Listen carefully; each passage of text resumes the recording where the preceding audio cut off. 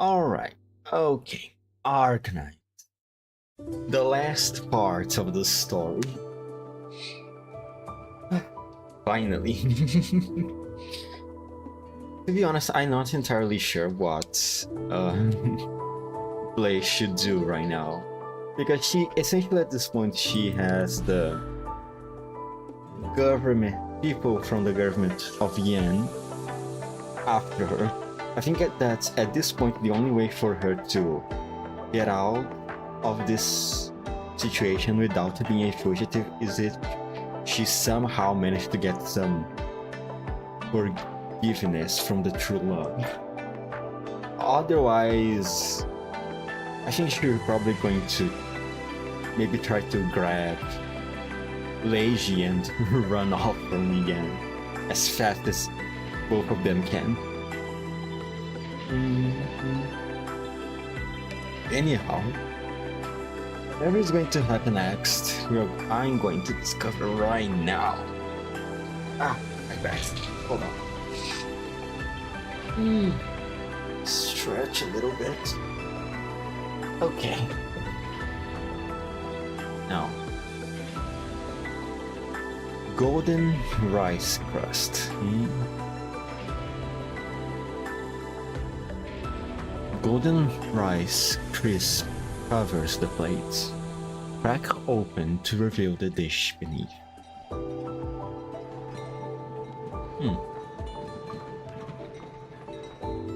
Okay.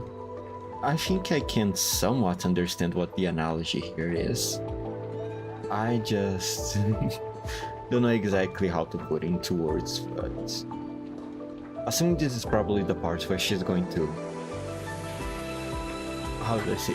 This is going to be the exposition part of the whole thing, right? Where we are going to crack the case, so to speak. Crack open, crack the case. See? Okay, enough of that. 4 or 8 before.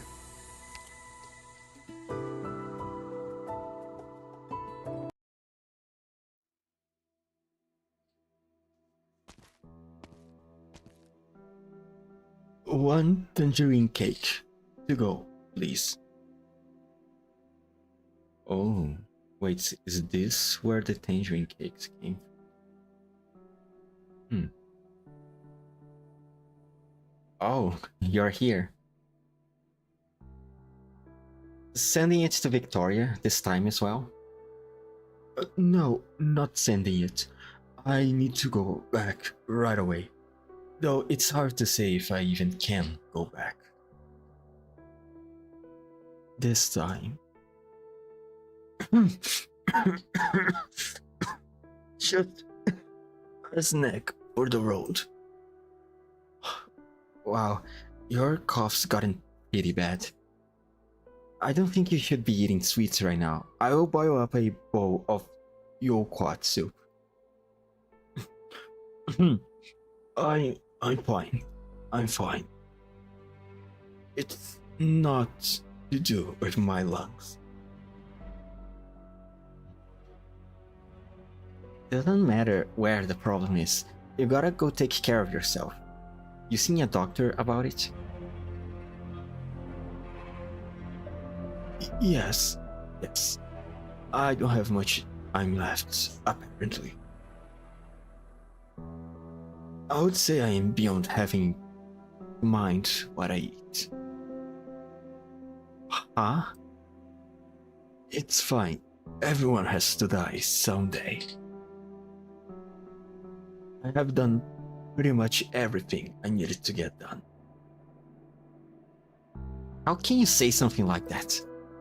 Didn't you say you still have family in Victoria? They are waiting for you to go home. Yes, I held on to hope that I could see them again. But it seems... that won't be happening.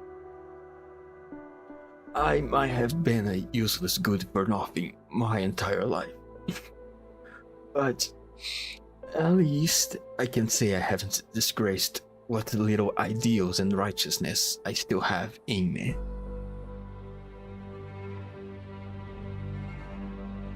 But only now that I am at the end, I have realized I own them far too much.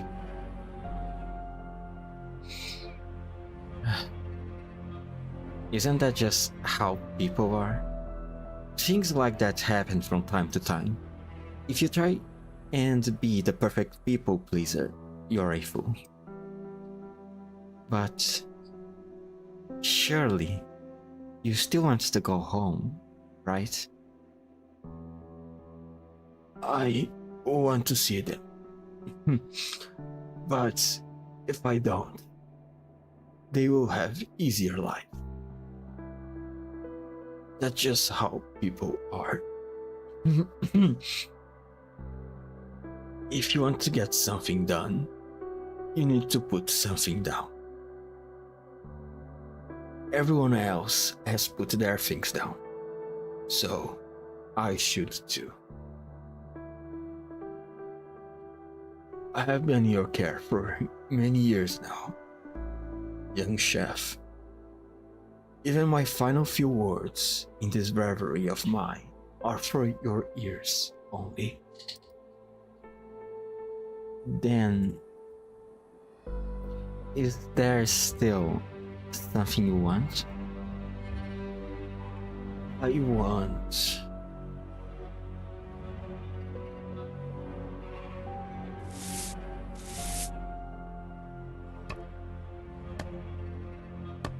No need to pay more attention. Look at the spot you swept. It's still covered in ash. Make sure you don't miss any corners either. Anything dirty has to be cleaned. We are moving out soon, and we cannot leave behind any trouble for the house's next owner. Is it rather late, Mr. Ling? Are you headed off to? Where are you headed off to? Oh, don't mind me. Just going out for a walk. Mr. Ning. Mr. Ning's been actually acting really odd today. Why is he spending his Mid-Autumn festival watching us clean the house instead of gazing at the moon? That's enough questions out of you.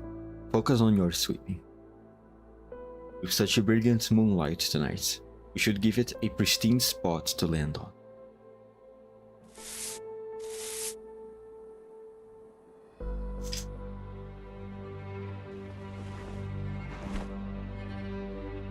How did I get here?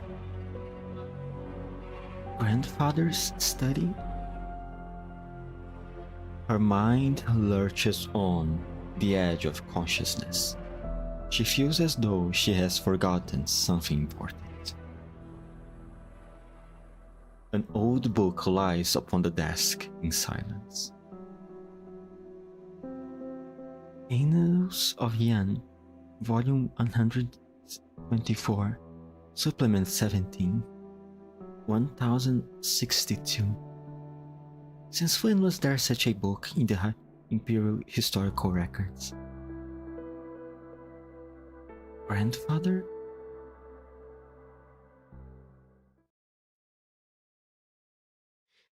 It has been years since there was a criminal thrown to the 5th floor of this prison. What's the story tonight? Assassinating someone at court. The Imperial Guard themselves are dragging the culprit here. What a ruthless. Don't think too hard about it, and don't ask too many questions. Just keep a close eye on the culprit. You and I want to be enough to fix any mistakes.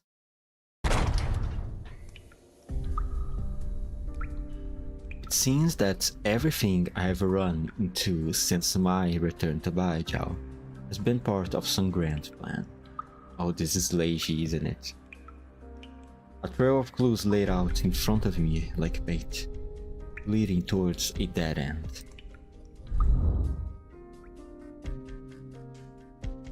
Not only was the perpetrator highly skilled in Kung Fu, but they also had intimate knowledge of the Judicial Review Office's layout. They must have been working with Yu Cheng for quite some time. Yu Cheng asked you to take notes during his trial. This is why you stand here now.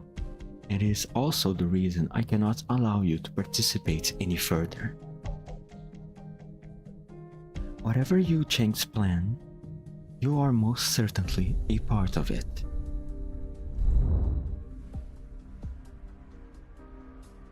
Deputy Minister Lin, surely you wouldn't ask if you don't know the answer already.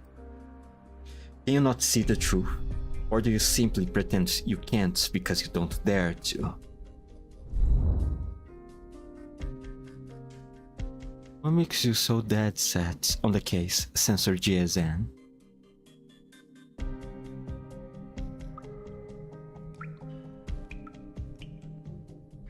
As the moon slowly sinks into the west, their light passes through the barred window and scatters on the far wall of the cell.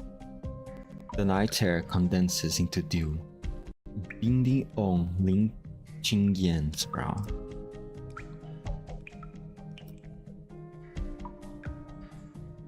Were it not for the scent of mold, this prison would actually be a good place to meditate.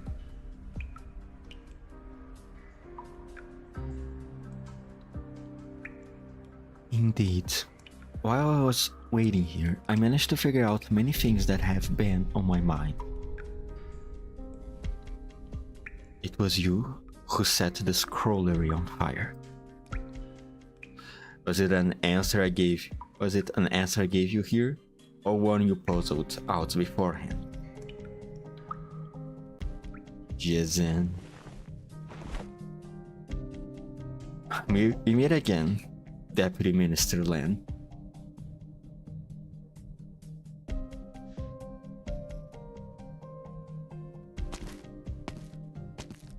Hey, I'm not in the mood to discuss snacks with you right now. I've got people to save. Calm down, take it easy. It is any use being so high-strung when you have so much to do? What do you know? All I know is that if the heat ain't right, don't take off the lid.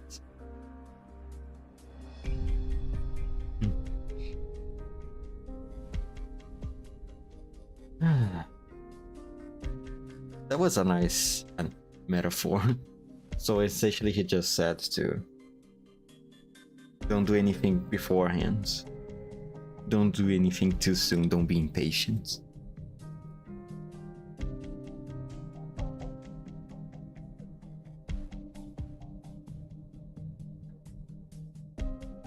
You can't skip out on meals if you have something big to do.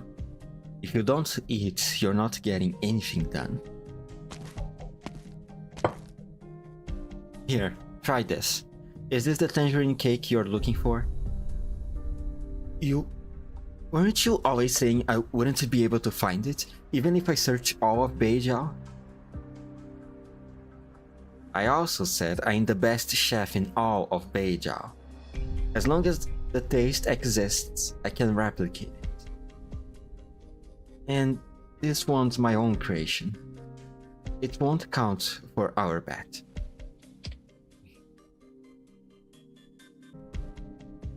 Despite her skepticism, Blaze shoves a cake into her mouth.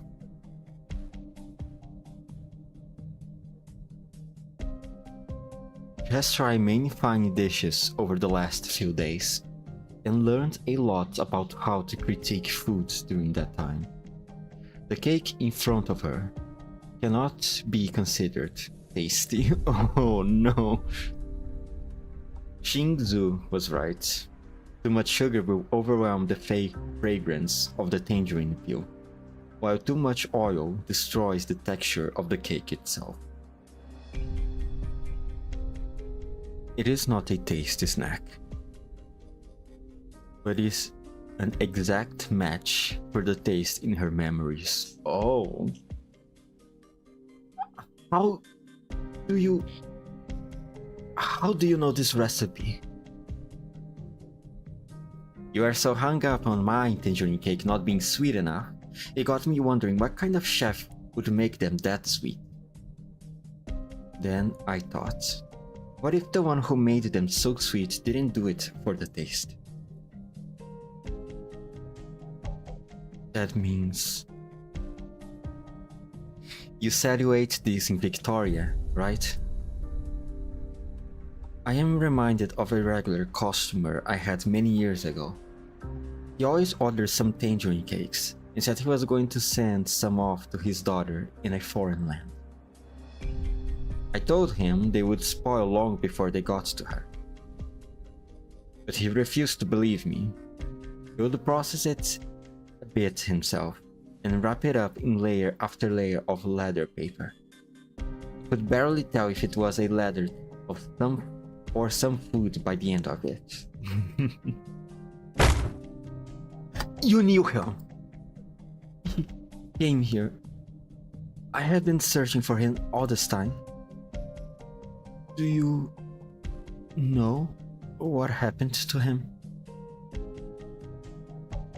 I wouldn't say I knew him. He was just a regular customer of many years. I vaguely remember him always coming over before it was even bright out to order the cheapest breakfast I had on the menu. Then he would sit by the window like he was waiting for someone. Waiting for someone? Who? How should I know? See for yourself.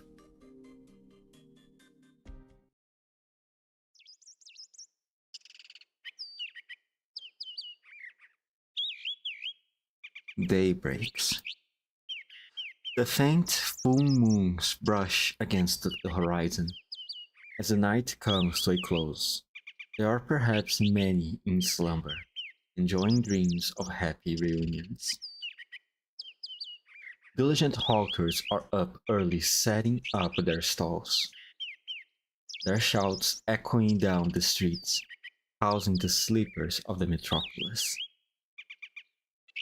Blaze spots a familiar figure by the street corner.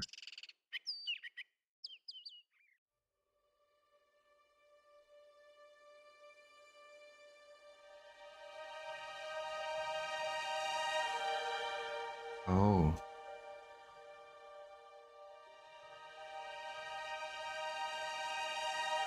This small restaurant, in that serene manner, are separated by no more than a street corner, a fact barely worth noticing during normal times.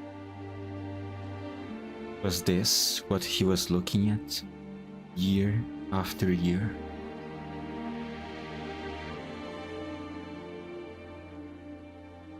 It's you. It's really you.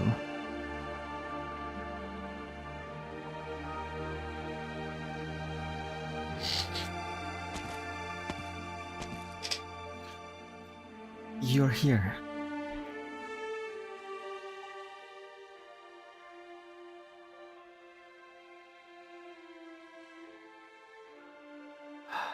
I never thought I would see you again in my lifetime.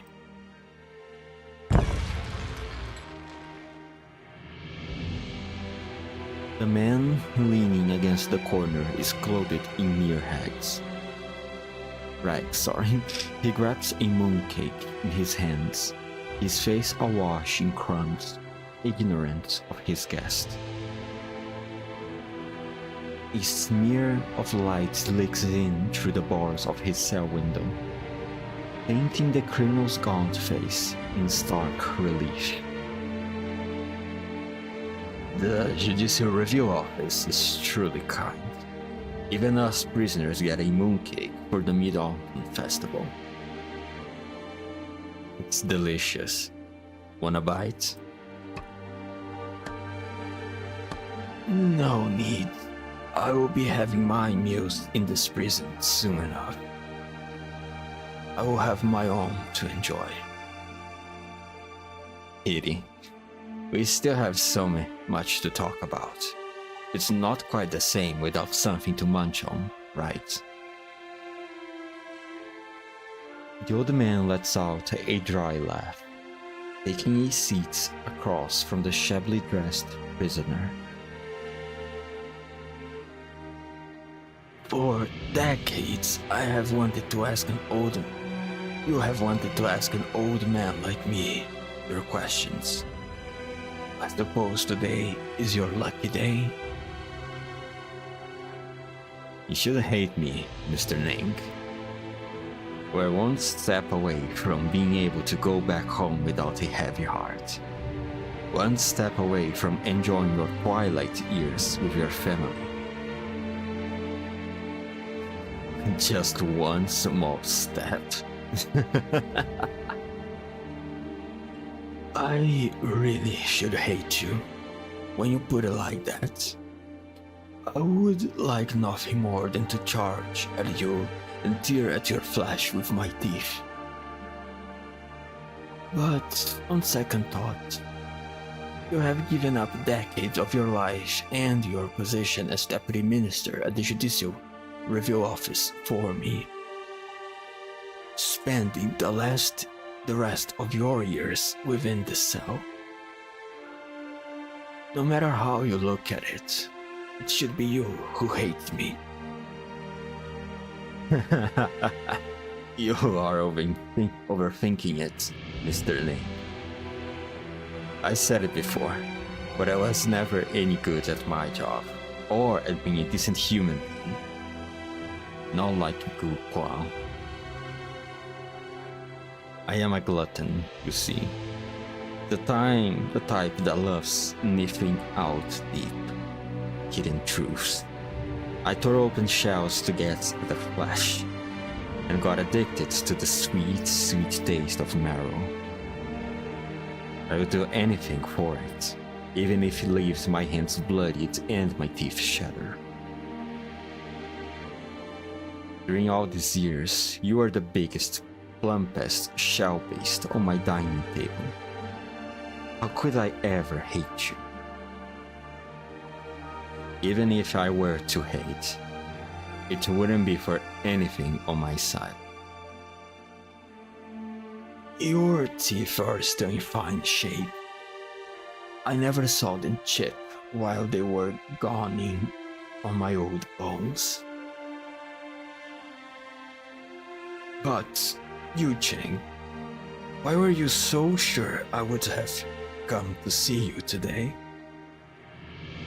If I had just walked away from all this, all your ploys and plans would have gone to waste, no? Because I understand you. I understand you far too well, Mr. Ning. You simply had to gamble. That during the years you spent bobbing around the hierarchy of Mandarins, you would dirt your hands, but still retain your humanity. You let Guquan live on while he was right under your nose, after all, and raised his daughters to boot. You care about the fate of that child, those two children, rather. You wanted to see those girls live carefree, innocent lives, while you yet live. You knew that if you did not relent one day, you would never know peace. And so you came to see me. You had to. You have looked into these matters already. It seems you managed to find out most of what should have been found out. How long did it take you? I only finished deciphering the clues and piecing them all together last year. It shames me to admit, as a deputy minister, but my pace was a bit too slow. Gupan, on the other hand, he managed to figure it all out years ago. I never considered that. The year he returned to Baijiao, you managed to put him under your watch, but you never thought he would copy decades worth of letters from your home. By peering through all those letters between Grand Mandarins and nobles, he, a ninth rank ceremonial officer, found every survivor of that murder case. He unraveled the threads and pieced the truth together. Gu Quan's diligence knew no bounds. I underestimated him. Anything more you wish to say, Mr. Nang? What is there left to say? What sins must be admitted, I shall admit. I really did send someone to kill the Minister of Justice, who presided over the Grand Preceptor's case. But no matter, he accused me of being the Grand Preceptor's collaborator in treason. But not because he accused me of being the Grand Preceptor's collaborator in treason. Rather, because the Grand Preceptor's treason was a miscarriage of justice all along.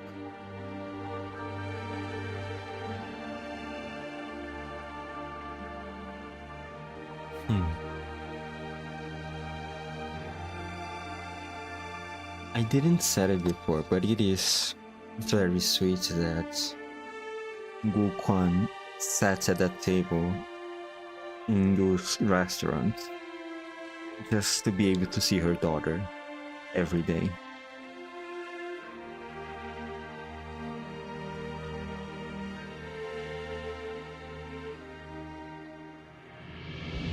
Man. It really does suck that he got sick. I wonder what kind of disease he had. It doesn't seem like he was a genie so far. Maybe some tuberculosis, perhaps? To be coughing like that.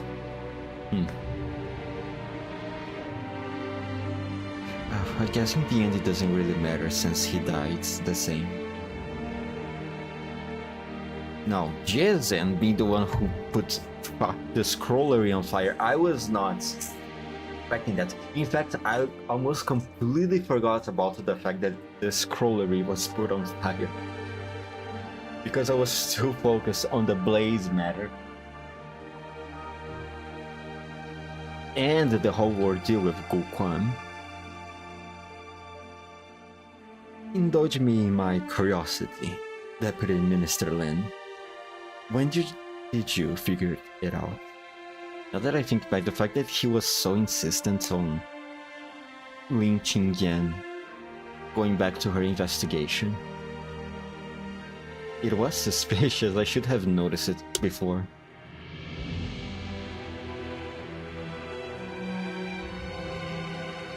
I suspected it was you who set Ding Fenlo alight. Why? What would I have to do with that incident?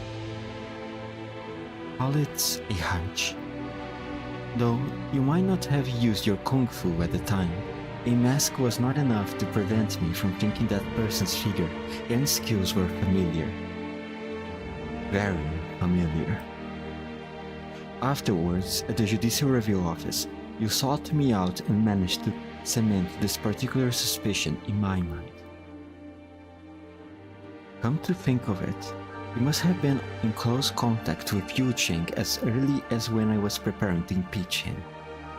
I never considered the possibility you are already cooperating with him at the time.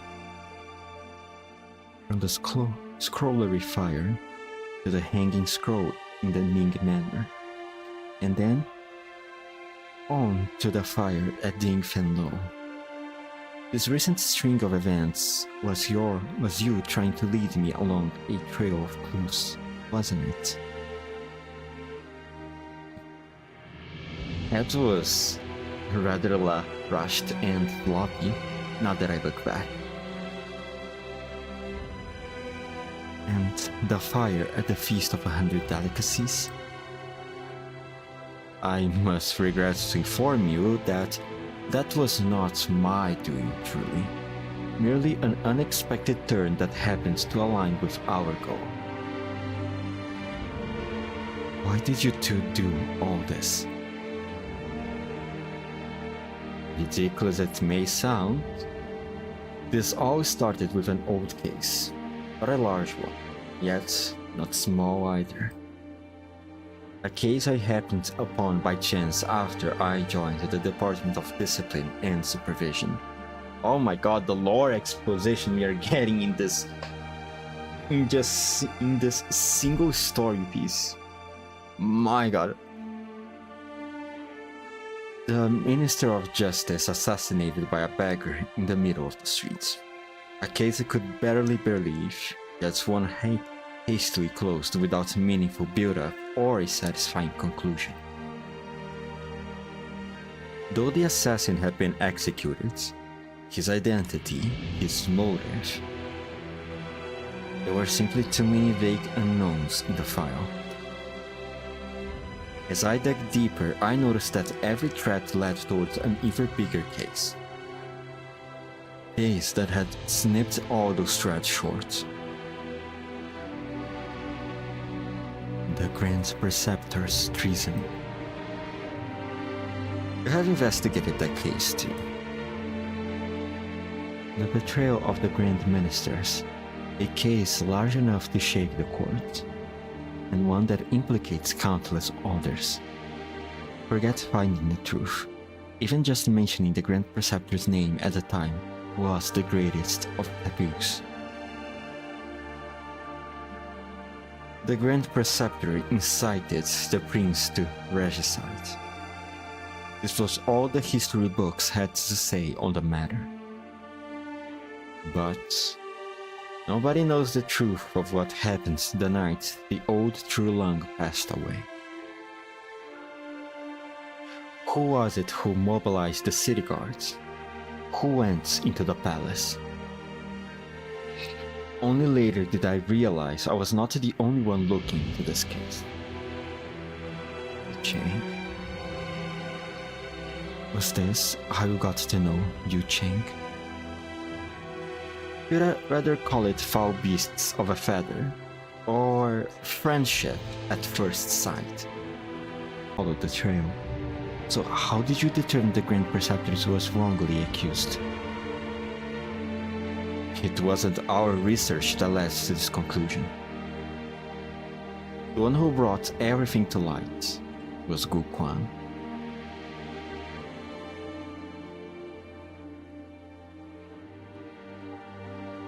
Why? Did you seriously not know why? Of course I do. I just wanted to ask you how this why tasted when you said it out loud. The people cry out, their hearts unease. Only those who have experienced the struggles know that Yan's current peace and prosperity were hard-won.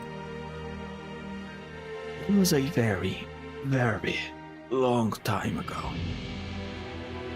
The old Trulung was diligent.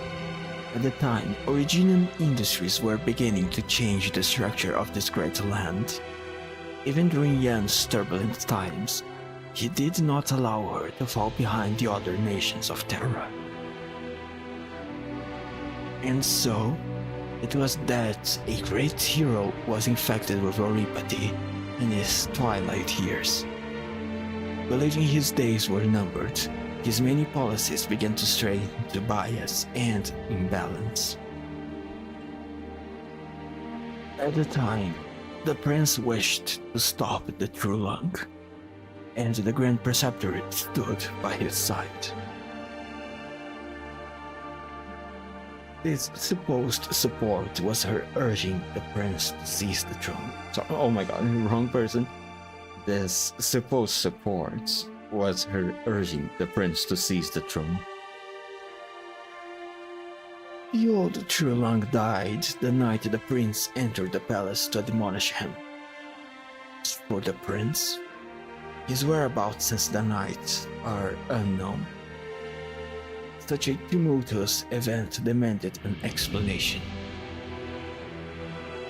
which required someone to be charged with everything. Oh.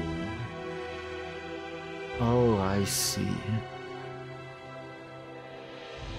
So that's how the Grand Preceptor got falsely accused.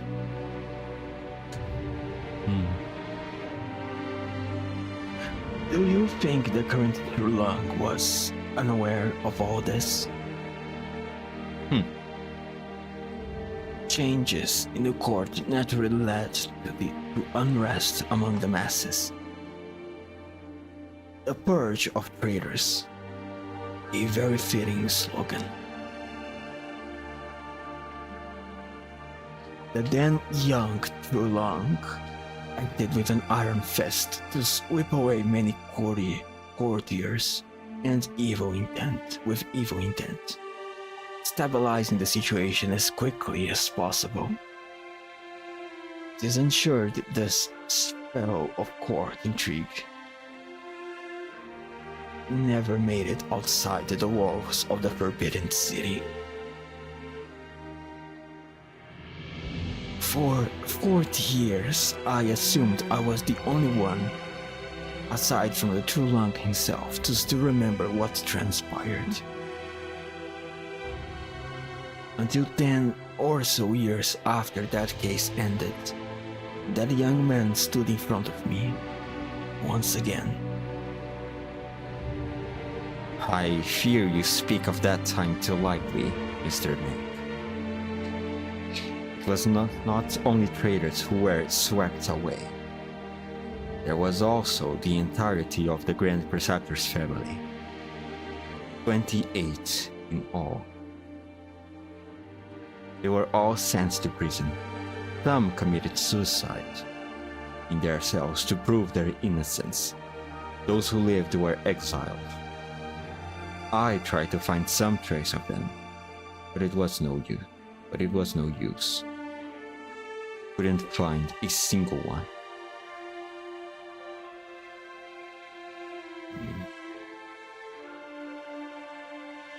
Except for a child, spirited away during the turmoil, swaddled in a blanket. I never considered the possibility she still lived, yet never truly believed she had died. It seems you have met her. A few days ago. Her appearance is not too similar, but their personality is like two peas in a pod. Gukwa never spoke a word about that child's whereabouts during the decade he spent in Baijiao, right up until his death. I am sure you're now well aware of why he died on the road back to Victoria. You Chink, you old bastard. Used Gukwan's own death to ensure there was no possibility of anyone finding that child, which also gave you an opportunity to investigate me. At the time, I assumed Gukwan had no success in his exhaustive research into the Grand Preceptor case, which prompted him to leave Baijiao in despair. It was only after many years that I realized it was not the so-called truth that he sought. He had long since found the answers to those troubles you mentioned earlier. What he hoped I would do was something else entirely.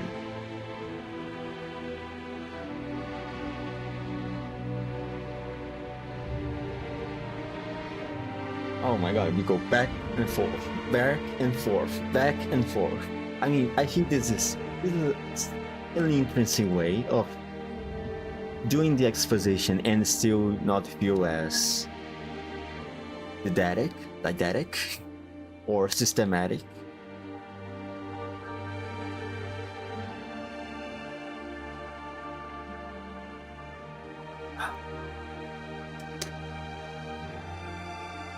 But man, this whole ordeal is way more complicated than what I was initially expecting.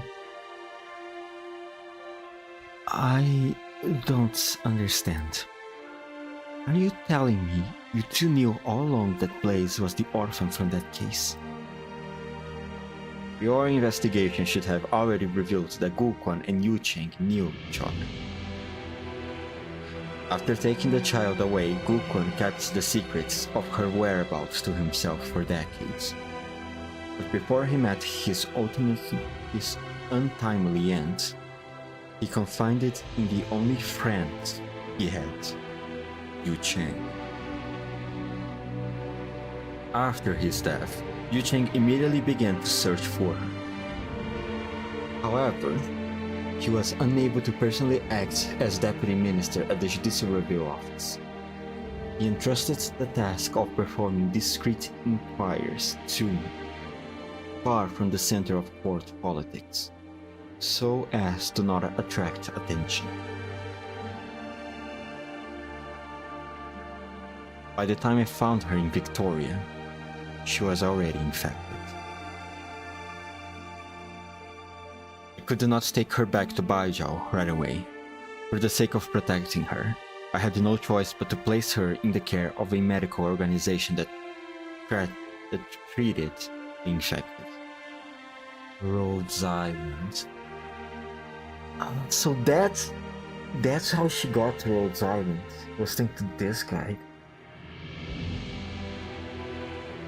Oh my god. Oh my god.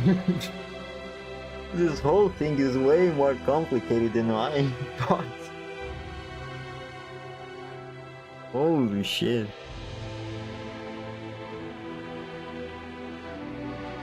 No wonder the writers felt the need to do this whole exposition section. I don't think many players would understand this series of events if they just left the answers to be implicit instead of explaining everything. But the question right now though is, why give Lazy all the answers now? They still expect her to do something, or is just to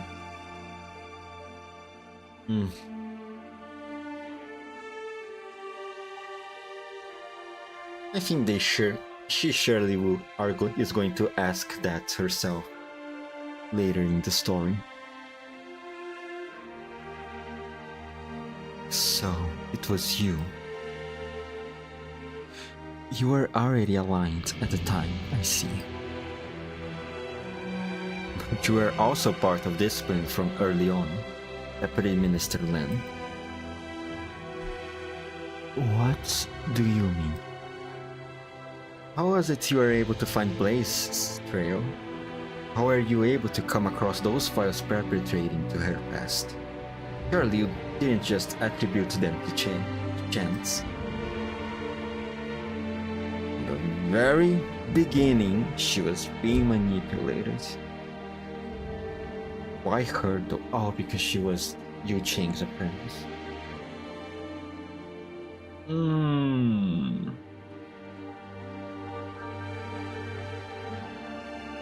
Yu Cheng, would you not have told you this himself?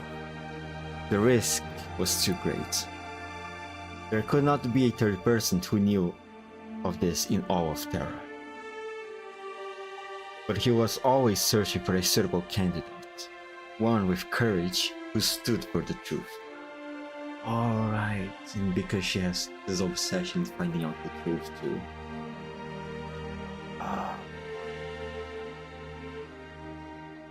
He was long since been ready to give his answers for this cause.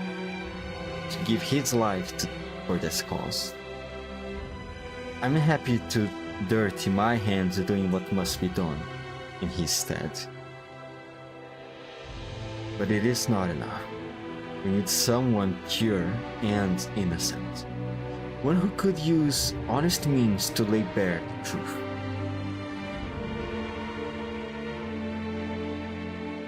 It's nearly time. We still have one last opportunity. Do you still wish to bring the truth out into the light of day, Deputy Minister Lin? Oh, it's still not over, huh? Oh my god.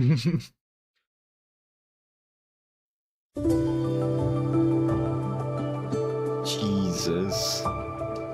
What have you put yourself into? Lady, Jesus Christ. At this point, I start to think is there really a way for Lady and Blaze to get out of Yan without being criminals? I don't think so.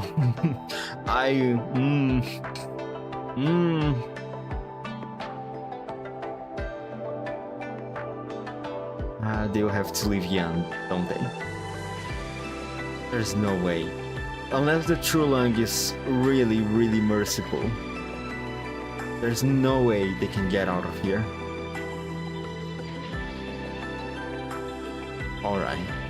OR8. After.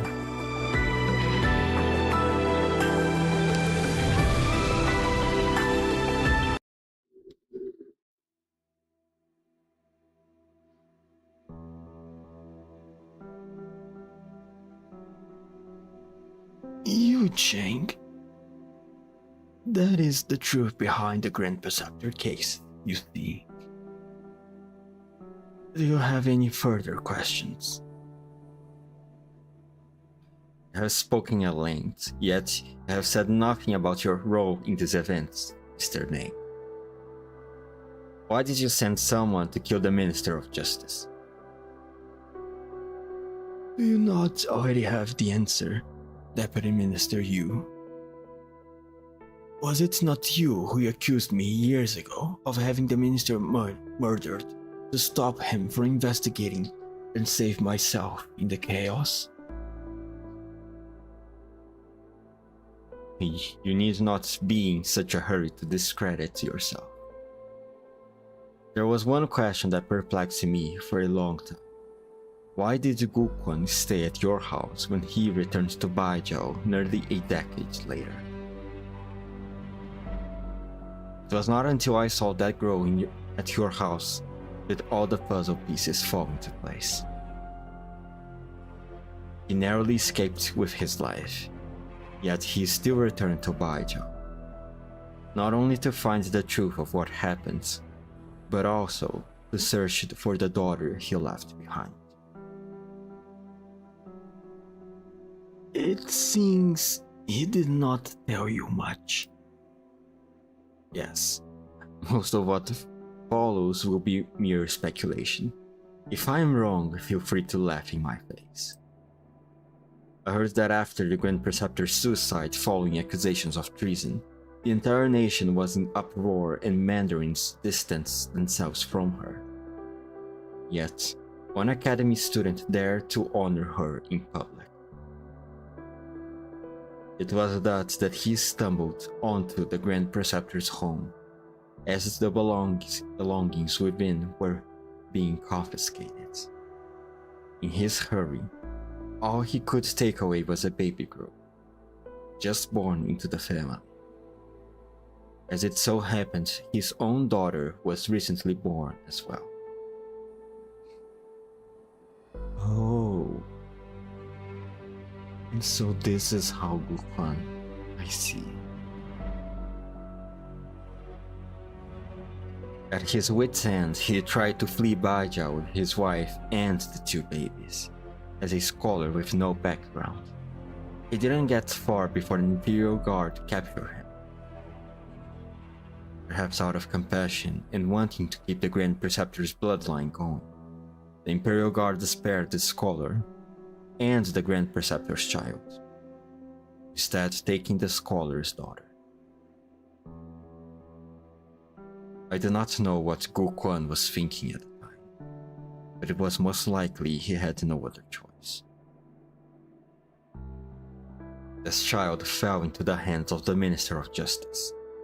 Her bloodline obvious with a modicum of research. But as it turned out, how to handle this child of an outsider was a delicate conundrum.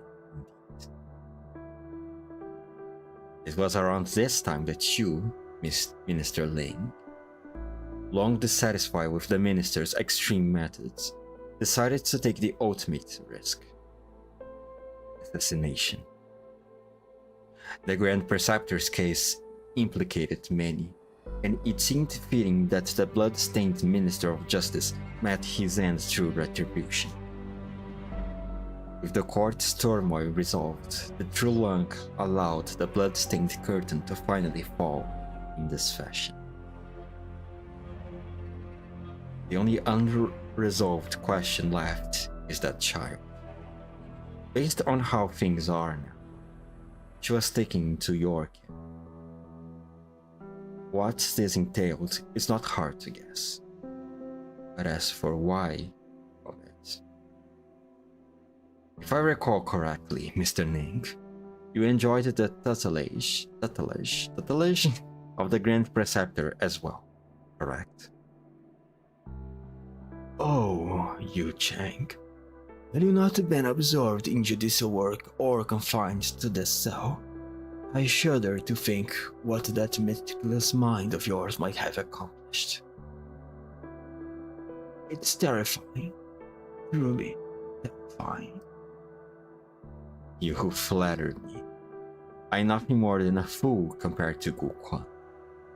It is simply because I have met far too many people in my capacity as Deputy Minister of the Judicial Review Office.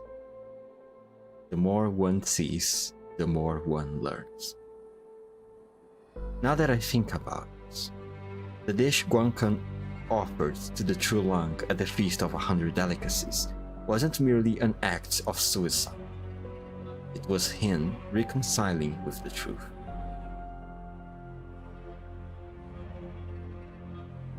Before he passed, he did not tell me the truth, but he did divulge the whereabouts of the Grand Preceptor's orphan. He must have hoped that once I found the truth for myself, I would also choose reconciliation. Yet, I could not. All I could do was use my methods to find the people still left, the ones you care for, and force you to spit out. All things considered, Mr. Ning, you are no villain, perhaps just a coward. Hate me all you want. To see that child once more has always been a wish of mine. I will go and seek an audience with His Majesty.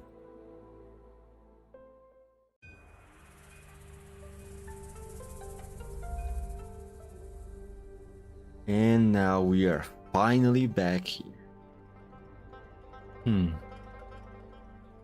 Seek an audience with His Majesty, but for why though? He's not going to try to ask for forgiveness for Yu Cheng, right? Maybe he's going to try to burn himself then?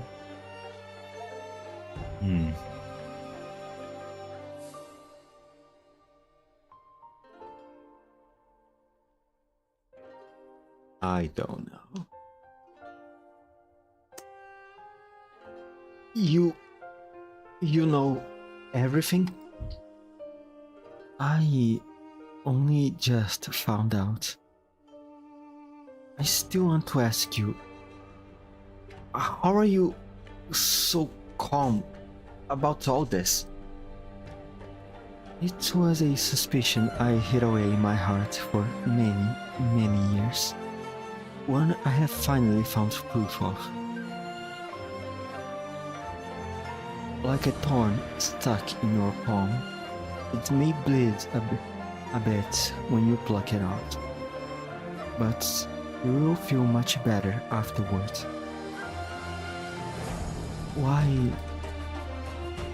why won't you say something? I don't know how it came to all this. Should I feel sad or angry right now? I don't know.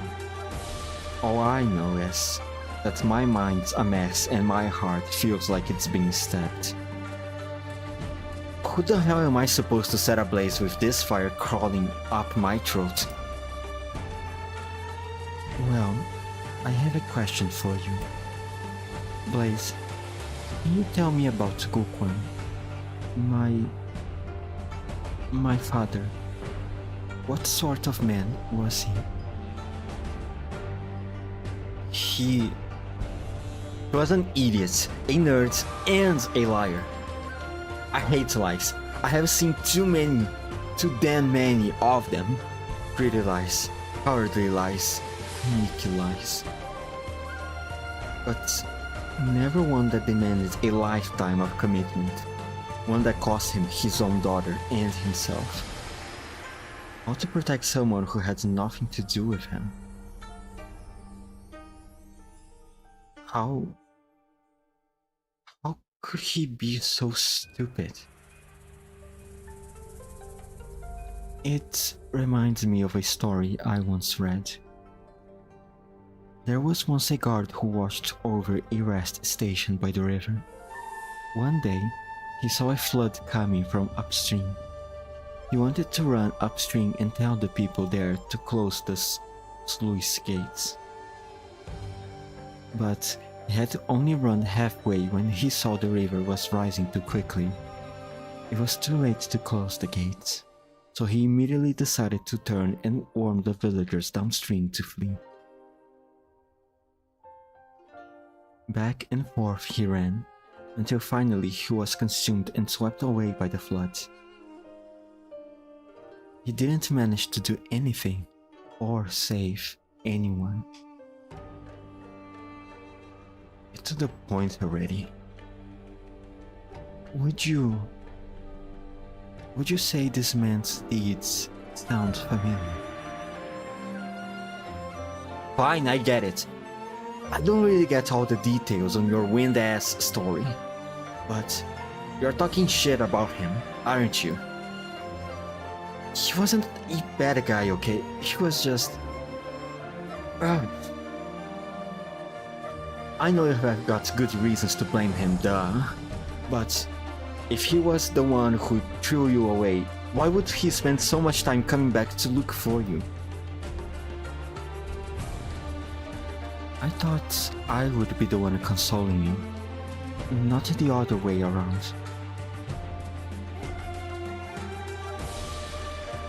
Blaze, you are infected, right? Wait, when did you figure that out? And you're too damn clever by half. Sorry, I didn't mean anything untoward. I was just thinking that it really should have been my fate to be. What are you even talking about? What? You think I have done something wrong and deserve a worse fate? Please, my life is awesome. I have got lots of buddies and I have found a dream of mine. If anything, you're the one who got it bad. Growing up all by yourself in that big old mansion alone and miserable. It almost sounds like you're roasting me. I'm not... But I understand. I understand what you mean. Oh, right. I still haven't asked you what your name actually is. Zuhuan. Gu Zuhuan. It's the name Dad he gave me. Wow. Forget how long has been since I last told someone my real name. Well, that's it. That's the last of my secrets. A blazing candle, a word against the dark. Zu for a candle, Huang for a blaze. And the family name Hu towards you. Really does sound like a name he would pick. Blaze, would you say I have only really gotten to know you now, after all this? I guess so. Yeah. Wait, no. I have got still lots to tell you, and I need to bring you to Victoria to have a look around. My mom, or rather, your birth mother. You should probably go see her. Oh, she's still alive? I thought by now she would have died a few years ago. Oh, that's good. She's still alive? Who said she was dead? She's still hale and hearty. She lives in a small town out in western Victoria. Oh, I hope she didn't. She didn't suffer too much because of the civil war that happened. Once everything wrapped up here, I will take you to her.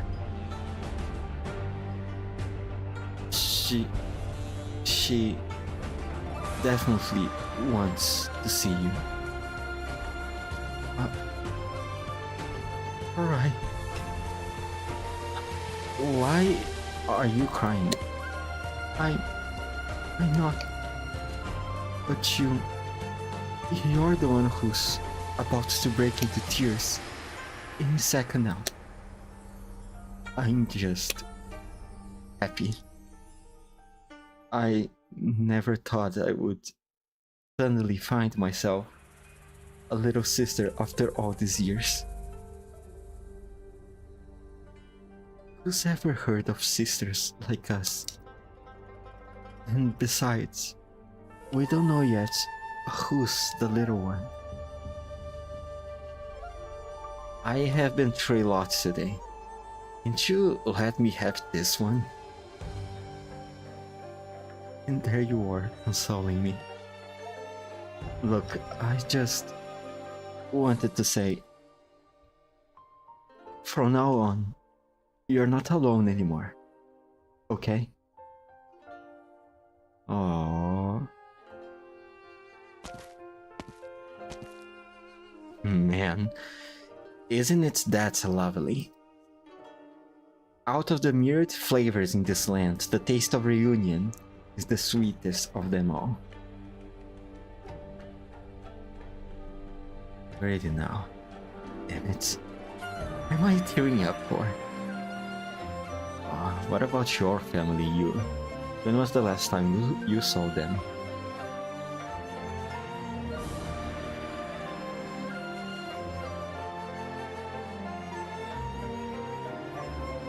That's the last of my worries settled. Oh, right. That judicial officer at the Forbidden City last night. Lazy. She was being held up by that Imperial Guard lady when she sent me flying out of the city. What should we do now? This isn't over quite yet. I need to go and finish off what I should have done in the first place. What are you planning to do? Demand an explanation. For everyone's sake. What are you going to do, Blaze? Blaze, please don't do anything imprudent, please. 100 years it has been. He returns once again, where this game of Wei Qi started. The board is covered in cobwebs and dust, a single black stone at the center. He extends his hand to brush away the grime.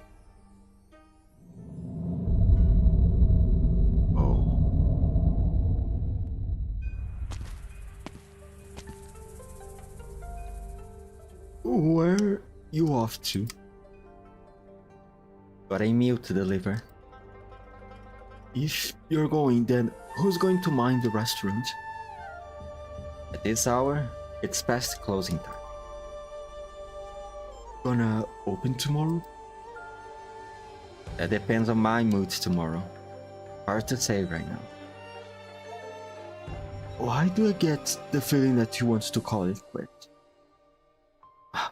Fine by me, but you still owe me 6 months of wages. Settle that and I will let you go. You're so money-minded. How about all those staff meals I cooked for you? They must be worth a few months of that. Fine. On the right of the stove in the kitchen. The third brick from the corner. The last of my spare cash is under that brick. Take it.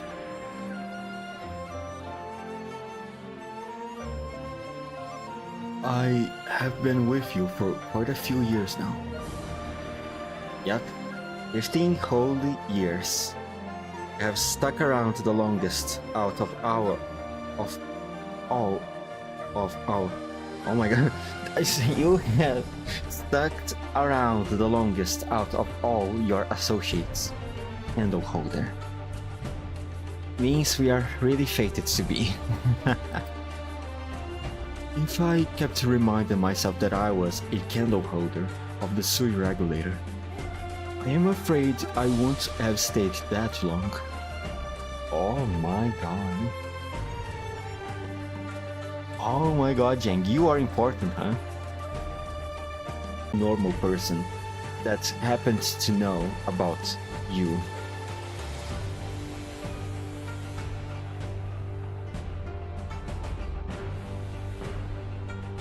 But you are a candle holder. Okay, alright. Man. And yet you decide to run a small restaurant, huh? I guess everyone has their hobbies.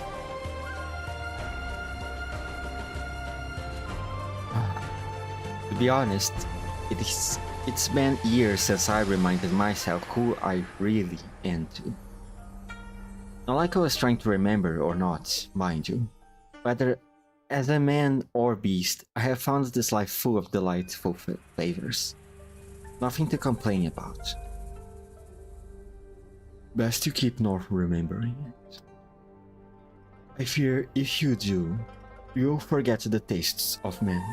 Your palate will grow dull and numb, and your cooking skills will go to waste. Yeah, I wouldn't be too happy with that either.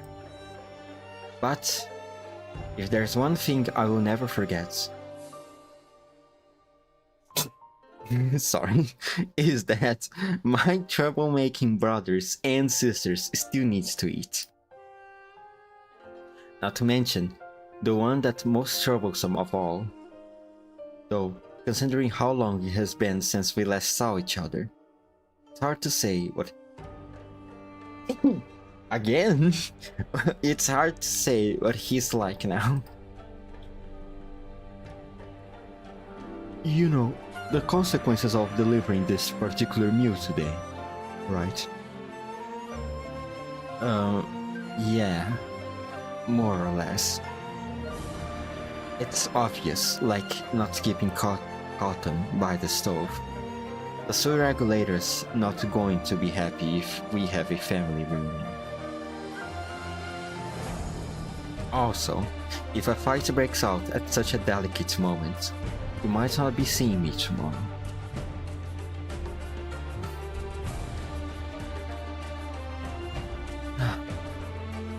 I have made a lot of food and met a lot of people this past few years.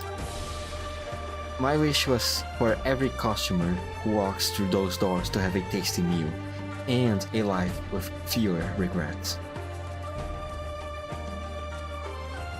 The 4 flavors of the kitchen, the 4 emotions of the heart, sorrowful partings and joyful reunions. They are not that much different. But just as fresh fins have their bones and malices have no sense, this land is filled with regrets. Eat when you're hungry, sleep when you're tired, and when you miss your family, maybe it's as simple as going to them. Are you really willing to let this go? There are a lot of things I don't want to let go of, but I can't hold on to them forever either. Jan, mind looking after the shop for me while I'm gone? You have been watching me cook for so long, you must have picked something up by now. If any customers come by, look after them for me, will you? Savors at your use. The House of Aftertaste. It ended up being a fitting name. The mortal realm really lingers on the tongue.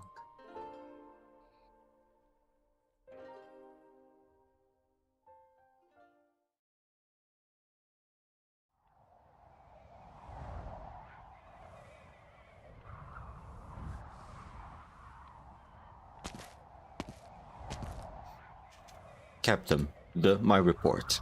The patrol battalion has dispatched all their men and sweep searches are underway in 8 districts.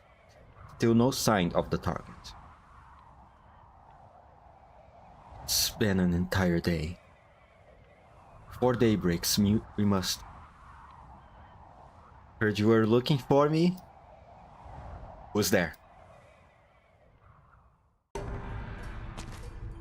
She just walks in straight into it. Oh my god. He really is suicidal. Out of the way. What's this? Here to surrender? Good. You have saved me the effort of searching the entire city for you. I don't care if you want to take me in for what I did at the feast or who I am. Now's not the time for it.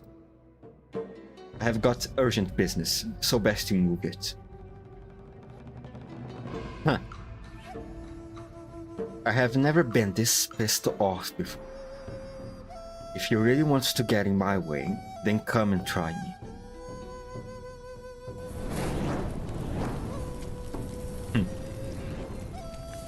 What are you going to do? I'm here to deliver a bowl of longevity noodles to the true lung. Oh my god. Oh my god.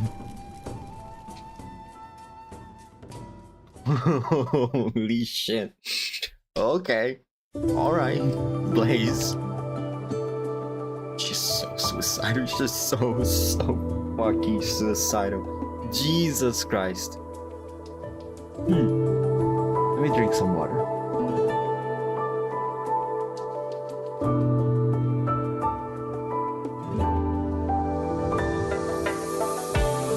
Alright.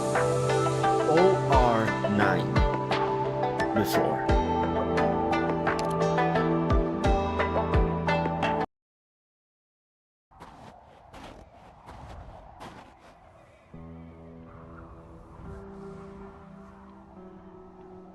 Victoria is so close. It's snowing again. They should be wearing their winter garb now.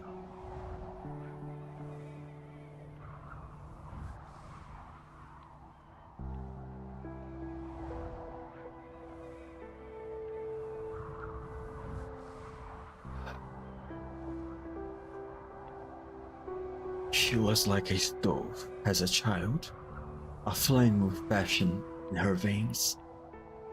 The snow and wind won't faze her. Bajau winters are never this cold.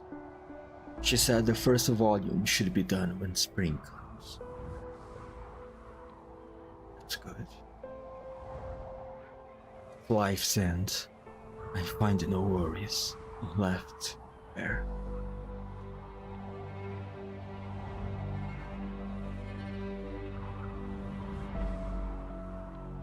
The man takes off his Mandarin garb, folds it carefully, and places it down next to the books he used carrying, before bowing 3 times to the east. He walks out of the camp.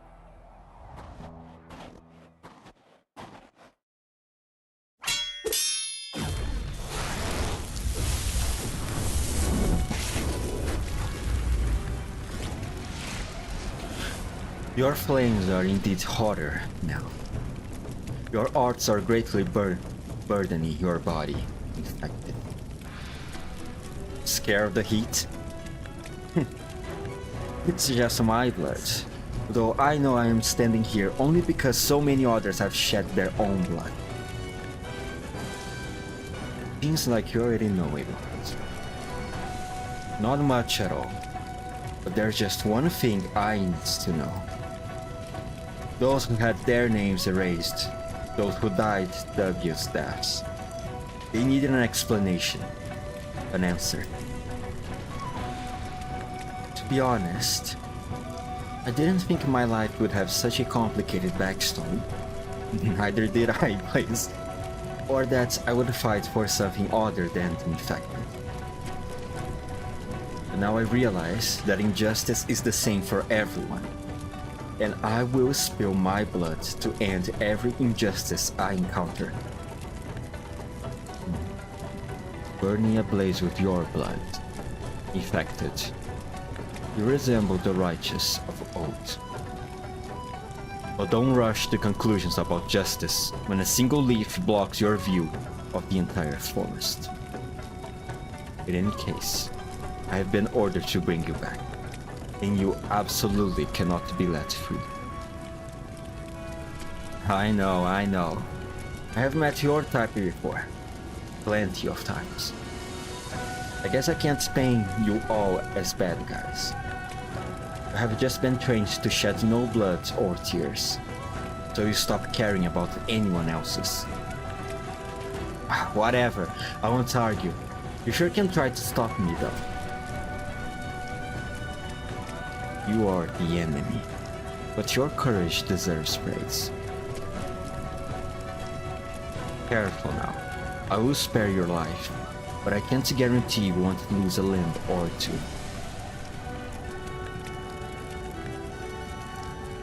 Zongguan Ballet, Jenkins Spa, leave. Who? Oh, hello, lazy. It's you. I know you have a lot of questions, but there is only one pressing matter at hand. You wanted to see the true line, yes? I'm here to help. Ling Qingyan? You should be behind bars. Yet, I stand here before you now. You have already lost to me one. This time, neither of you will escape. Don't worry, I have no plans to fight you alone. I know I asked to tag along, but these opponents will be hard to handle. A complex accomplice even. So you were the one who freed her from prison. I had to employ some crude measures, but I tried my best to avoid harming any innocents. Don't worry about settling the score. I have too many crimes I can't escape from, and this is just one more. When this matter is over, I will surrender myself to the law. But now, there is something to be done, and a meeting to be had. A disciple of the supervision censor colluding with the Judicial Review Office Deputy Minister in revolt. Such a preposterous scene is a first for me. How many more people are going to appear here? If this if this is preposterous enough, then allow me to inconsequentially join the fray as well. Oh, hello, Taihe. I trust you have been well, Drill Master. Taihe? Were you not gravely wounded at Human? Yes, my injuries were quite serious. I am unsure if my skills are even 1/3 as powerful as they used to be. Which is why I hope there will be no cause for me to make any moves today. Why would even you participate in this? I have yet to grasp the full picture as to why Deputy Minister Lin has suddenly appeared here. But the two of you are my most respected colleagues, so I can only ask, as an old friend, that you two leave some space for negotiation. How can you expect me to turn a blind eye when you lot insist on doing such a traitorous act? Loyalty over righteousness. But whoever said you could only choose one from the two? Righteousness.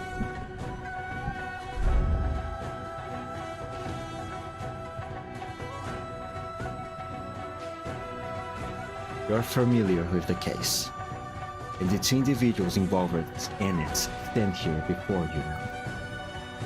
Right or wrong, life or death, the choice is yours. But Shifu, this matter came to be from complicated causes. How can what is good or evil be determined so easily? The blade is in your hand. Make your choice. Shifu! You hesitate still? Shifu, if your righteousness can only be upheld with the edge of my blade, then what sets it apart from violence? I don't understand. Stop daddling and go inside. Don't even think about it. A signal to lower the Forbidden City's defenses? Could it be His Imperial Majesty?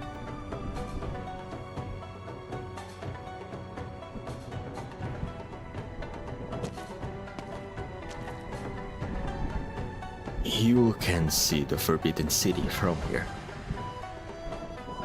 It was still spring when I last set foot in this tower.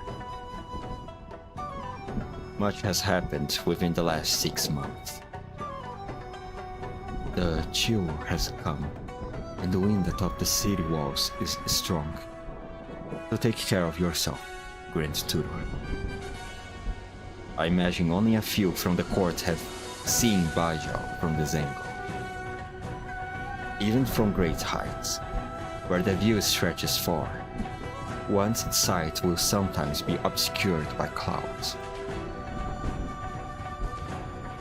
All the more reason that one should see and think before one acts. You know why I asked you to come, to become an advisor of Human? My thoughts were that you wanted me to broaden my horizons and see the big picture. An opportunity, but also a test. A test for what, exactly?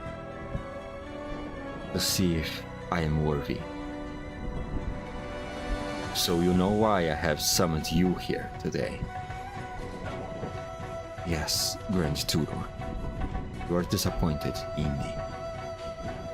An excuse, or a genuine emotion. I understand what I did during the Feast of 100 Delicacies was a terrible idea. But there was no other. Oh, you're the one who caused the fire. I think, probably. Oh. I see.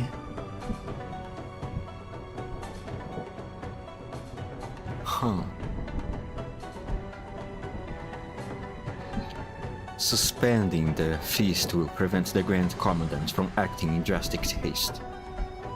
Oh, I see. And also allow the True Lung an opportunity.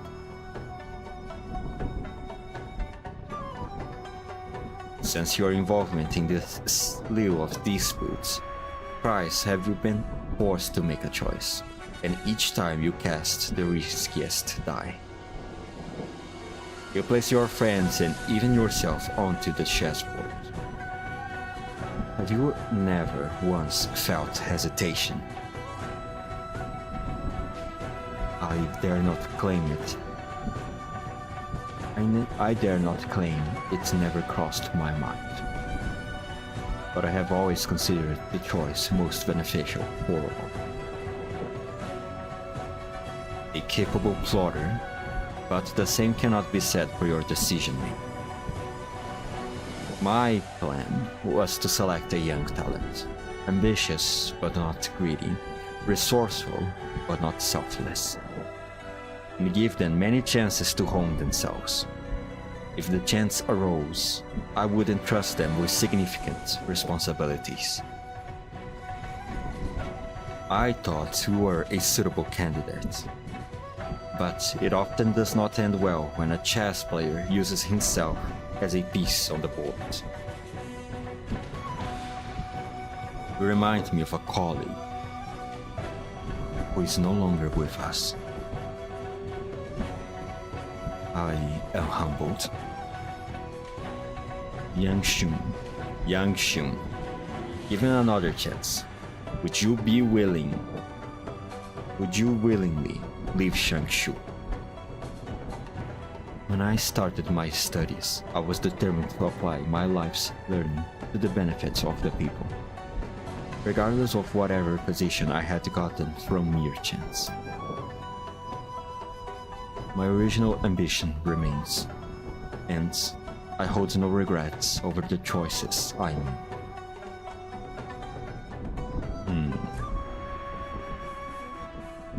The incident of the Feast of 100 Delicacies cannot be unpunished. I will submit myself to the law.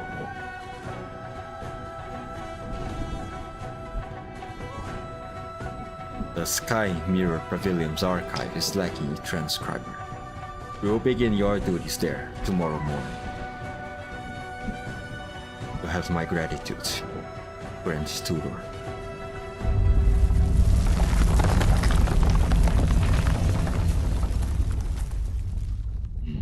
What is this? The time has come. The clouds concentrate, completely obscuring the moonlight. Have you met this one before? Never.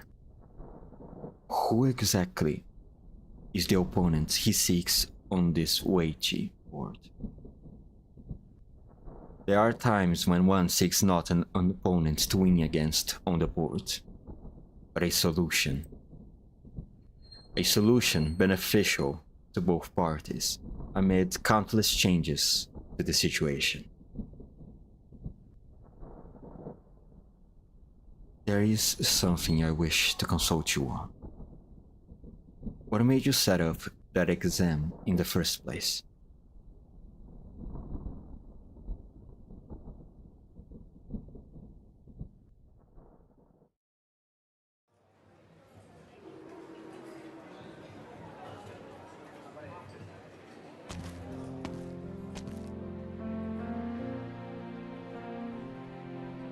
Shop's not closed yet, is it? Have come to me right at the right time. I'll close right after I'm done with your order. It's late, so we don't have much left. But what would you like? Anything to fill up my stomach. On the road will do. We happen to have half a steamer of meat buns here from the morning. You can have it for free. Won't you be making a loss like this? I only know how to cook, not so good at business stuff. Why not earn a name and riches with skills like yours. What for? Both nobles and peasants eat the same 3 meals all day. A day. I might as well make more buns than money or fame. If you don't mind another question, how much does a meal normally cost you? Not much at all. The usual soup and 2 dishes just cost a few coins. Anyone who works here in Bajau can eat their fill here. I see you have a kind heart and compassion for others. Oh my god, this is music.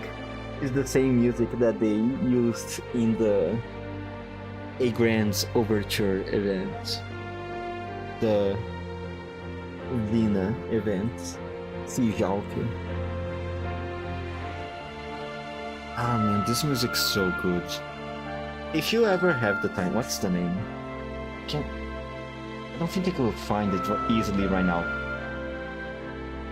But search the music on your own. I don't know, it has such a nice feeling to it. It's like quite emotional, you know. I think it's because it makes me remember of the event of that side story.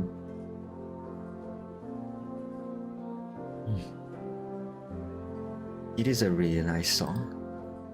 Really, really nice song. Go look for it if you can.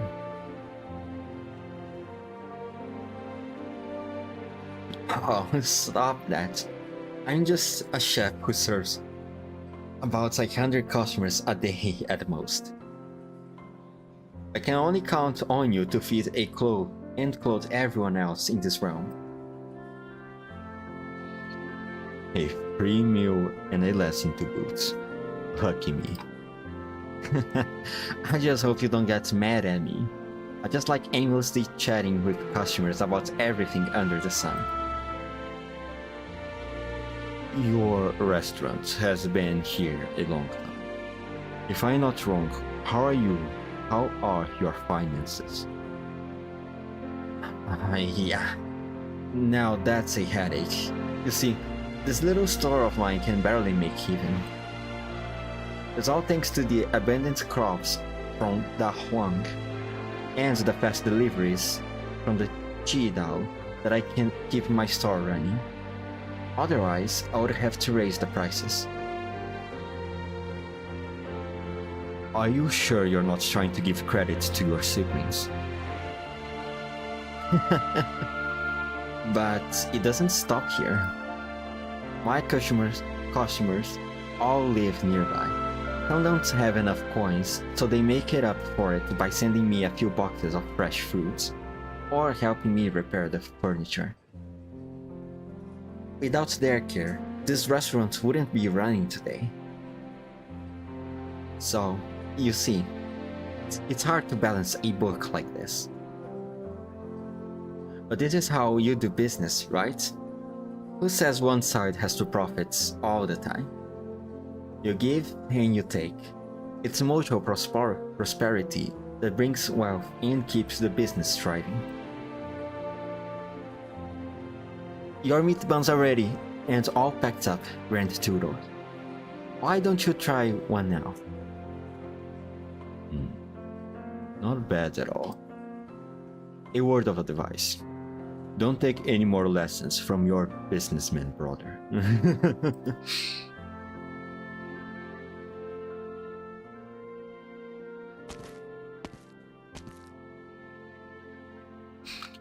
Were you able to get a meal, sir? Yes. I heard the buns from this place are the best in Bajau. Try one yourself. Wow. It's delicious. Alright, I'm ready to get back on the road. Where to? Shangshu. Oh. It's such a nice song. Oh my god.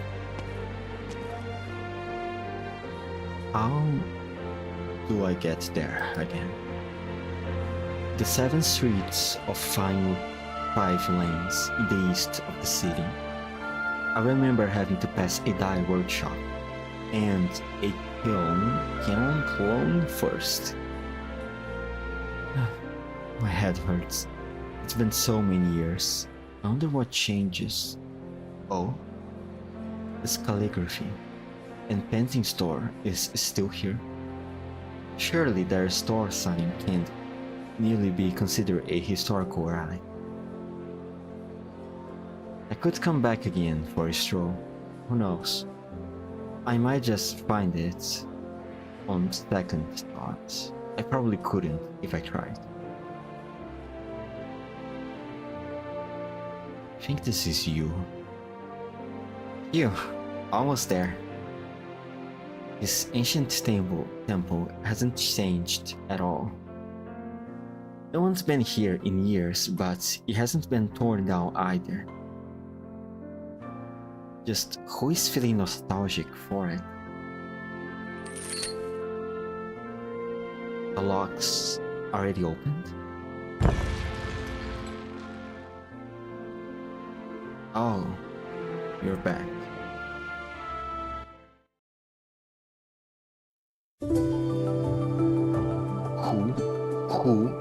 Who? Was that you? Was that you meeting one of his siblings? Have been. Most likely, at this point. I can't think of anyone else that could be.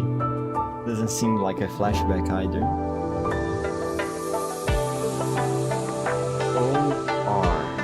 OR9 after.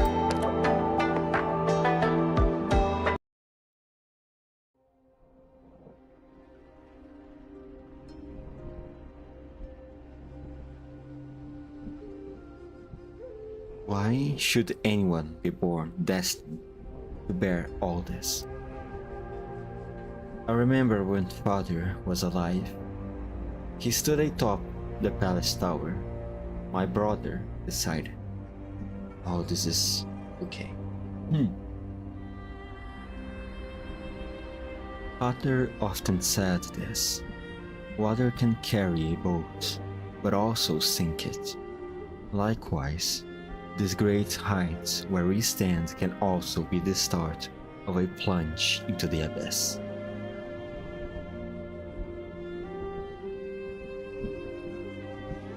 He used to watch the city before him for long periods of time.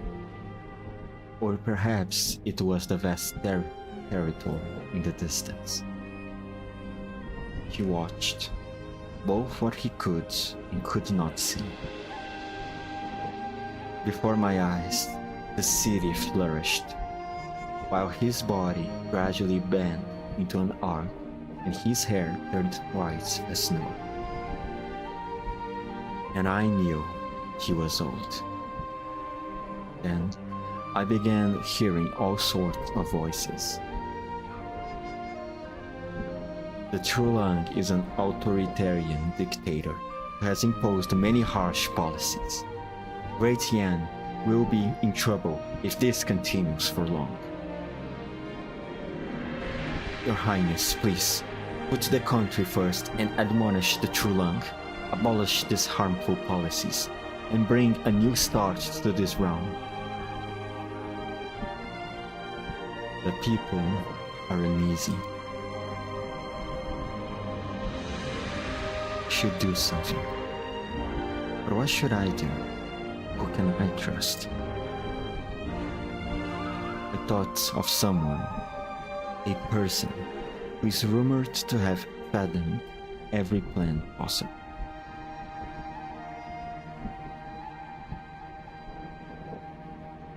That ancient temple had long been deserted, but I tried everything I could and located a black stone.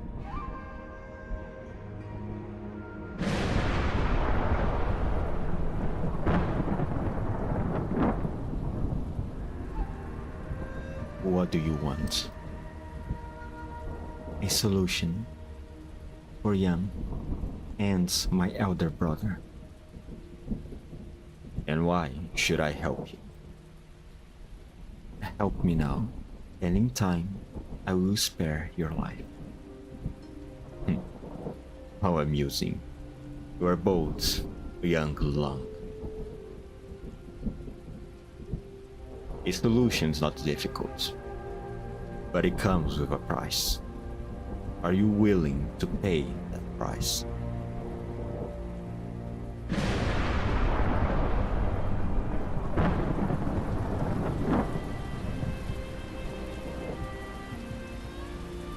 With the Grand Preceptor's help, Brother ended up entering the Forbidden City with Chi Chao in hand. Oh! Chi Chao. Oh, Jesus.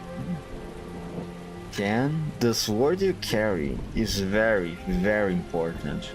Extremely important.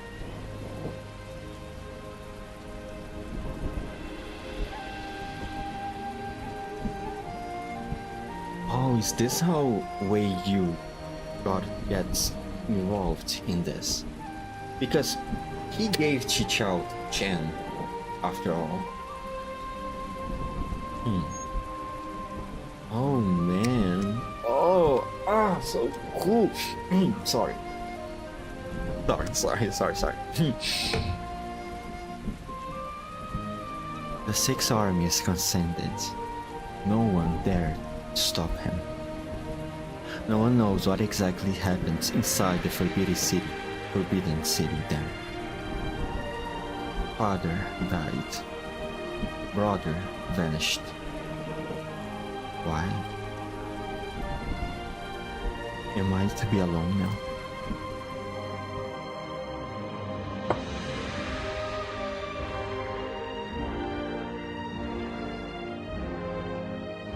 What is the meaning of this bowl of noodles? I have some longevity noodles just for you.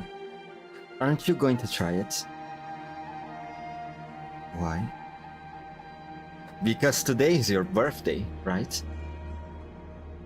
A little squirt told me the True Lung's birthday is a day after the Mid-Autumn Festival, but he celebrates his birthday together with the Festival of Humility. I know a little something about hiding your birthday myself. I just thought it was so sad for a man of such high status to not get to decide when to celebrate his own birthday.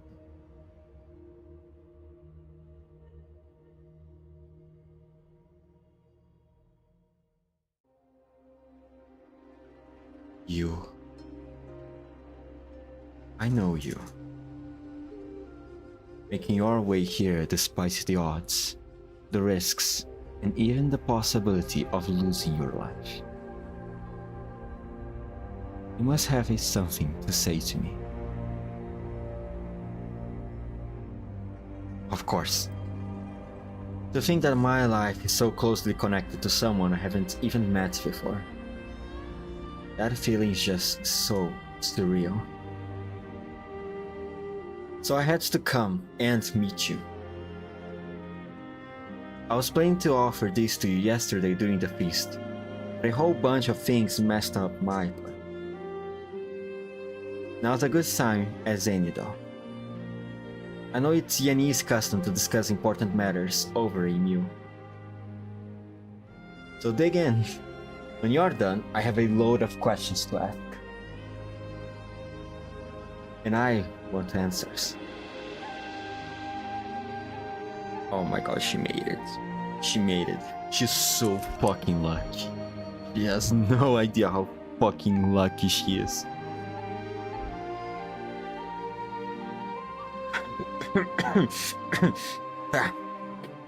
There's so much dust on the table. I almost ate some by accident.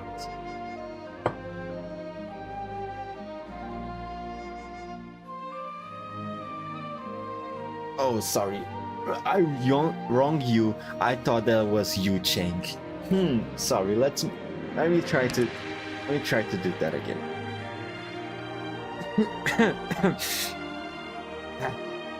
There's so much dust on the table, I almost ate some by accident. You? It's me. But with the attitude, not happy to see me. I didn't think you would be the last one to get in my way. Getting your way? What for? I have got better things to do. I just want my worrisome brother, who hasn't been home in a long time, to have a proper meal.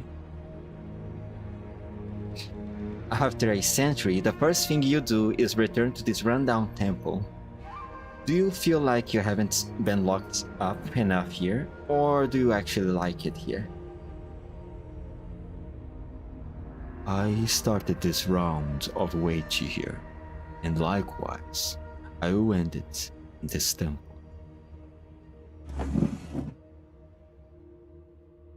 Alright, but first, clear off the table.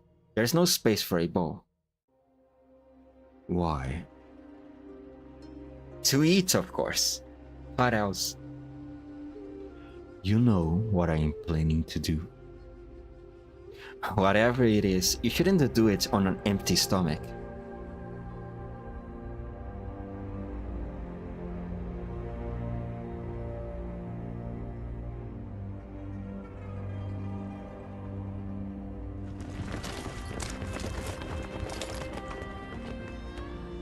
You should have been quiet at night. The faint rustling of armor echoes from afar, evoking an image of cold blades glinting silver under the moon. The crisp cries of startled foul beasts only deepen the temple's solitude.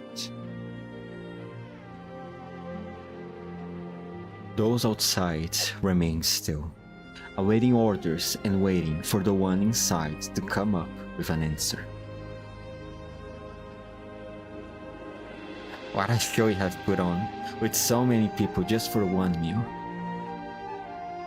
Moons on the 15th are fullest on the 16th, as they say. So when we can still have a reunion dinner today, even if we missed our chance yesterday.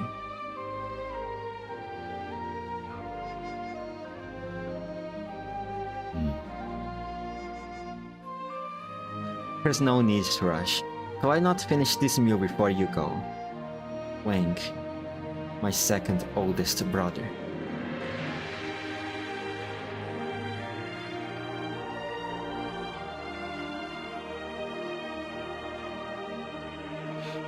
Is your Imperial Majesty surprised to see a woman who shouldn't exist? No. I looked for you for a long time. I just didn't think you would be taken so far away, hidden so deep. I only found out yesterday that I am still alive because of a heavy price that someone paid for me. I am afraid the story will be hard to imagine for your Imperial Majesty. But you know, I made it in here without much trouble. Must have been your doing. So, you probably have something to tell me too, right? Your very appearance here is itself the answer I seek. I know you have many questions. Ask them. Whatever your questions, I shall permit. That's all? I thought my mere presence would have angered you. To be honest, you're quite different from what I expected. I thought the true Lung would be like the rumor said, imposing, indifferent, impersonal. How rude. You know well to whom you speak at this very moment. To be honest, not really. I mean, 2 weeks ago you were just someone from the stories. When I was little, my dad told me lots of Viennese stories. historical classics, myths, and legends. But no matter what, he always spoke of a wise and strong emperor. An emperor who toiled for his people. He had to make major decisions for a whole nation. Every decree issued was in the name of absolute justice. Great Yan thrived under his governance. Sometimes I would ask him, why not to go back if you like it so much? I was curious that this Yan he always talked about was actually like. After all that curiosity, I got to tour around the Baijiao these past few days. I saw a flourishing nomadic city where most work and live in peace and contentment. So I figured his stories were true, and you are probably a good ruler. Your father. You probably don't remember him. He was just a nameless nobody to you. My guess is even the dish that offered you a decade ago isn't worth remembering. He wasn't actually my real father, even. Just acted out of his so-called morals and saved a baby he thought was innocent. So I think he was probably a good man too. Wuquan. I remember it all. Actually, my dad talked about another Yanese too. Someone who was a teacher to many. He said that she devoted herself to the country to better everyone's lives, giving many scholars from humble backgrounds like him a chance to study. After I arrived in Baijiao, I heard a lot of stories and found out she wasn't someone from a fairy tale.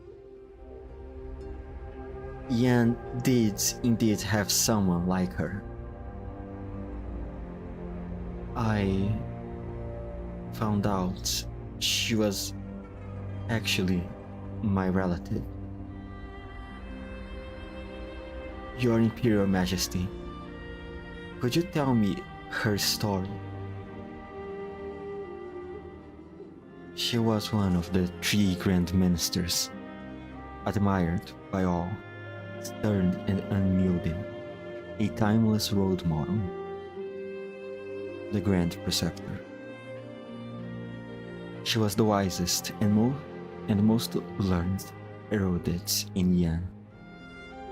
Most imperial decrees issued in court at the time were based on her judgments. She was a teacher to many, including me. Teacher to many? My dad said that although he was only her student for a few days, she was fortunate to have benefited from her wise words and remains forever indebted to them. It's an ancient Yanese saying. I can't recall it exactly, but it basically means everyone has their own standards of right and wrong. So there's no universal definition. Despite this, people should still follow what's right in their hearts.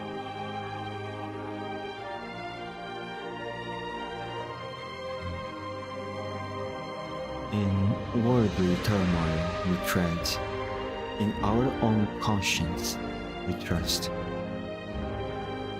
I remember it. He said it to me as well. Which brings me to my next question. As your teacher, what did she teach you?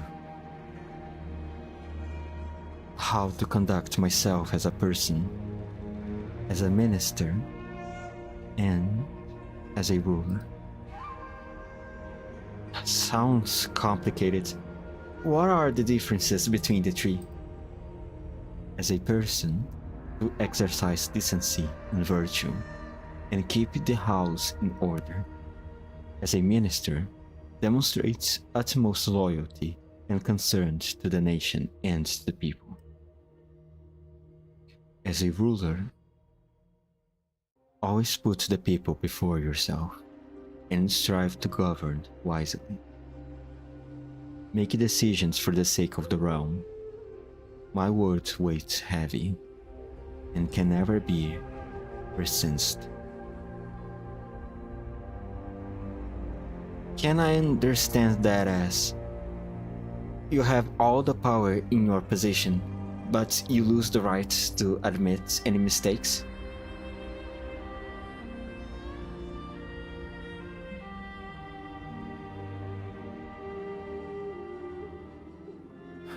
Trulang of Yan, I want to ask you this. How did such a good person turn into a scheming traitor in everyone's eyes? Do you think she was falsely accused? No. No. This is wrong. Was she falsely accused? It was not the answer, but a solution.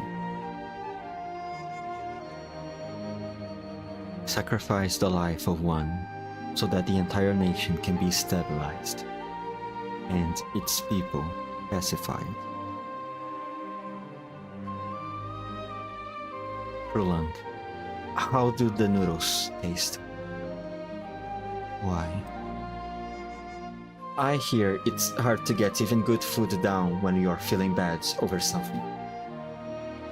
Do you have regrets?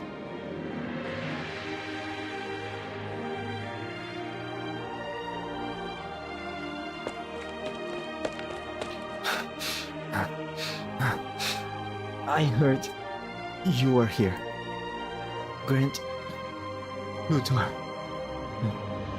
Have an urgent matter to report. Zoli.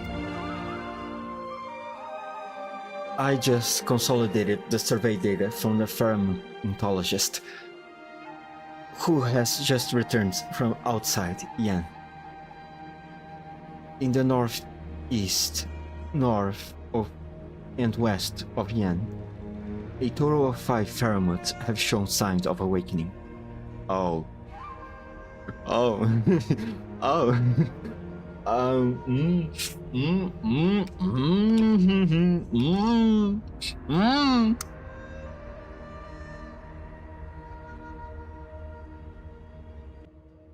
Oh. Currently, this behavior cannot be explained by pure coincidence. Although it is currently unknown how this relates to the convict's plot, if we start a war against the bestial Sui now, I fear the situation may spiral out of control.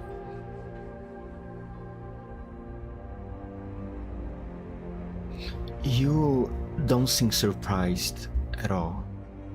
Was this within your calculations as well? He has been scheming for a century. This is but one of his plots. After all that he has done, it cannot be mere mutual destruction he seeks. But he is in Baijiao right now. Only one step away from the tomb of Sui. If he adamantly presses on. If he does, then Yan will not hesitate either. Was the capital like this also, 820 years ago?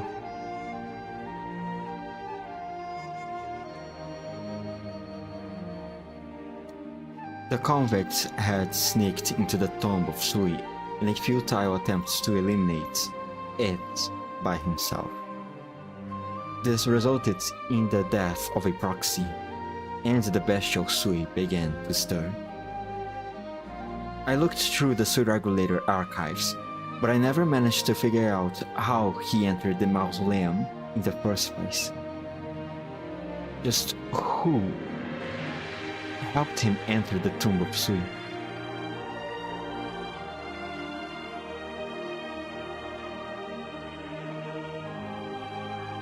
Why haven't you touched your chopsticks? Don't feel like eating? A worthless move. A waste of time. I know you're in a hurry, but I'm sure you can squeeze a meal in at least. Ish, I didn't even complain about the time it took to make all these. Do you know how long I spent preparing this pot of soup? Tell me.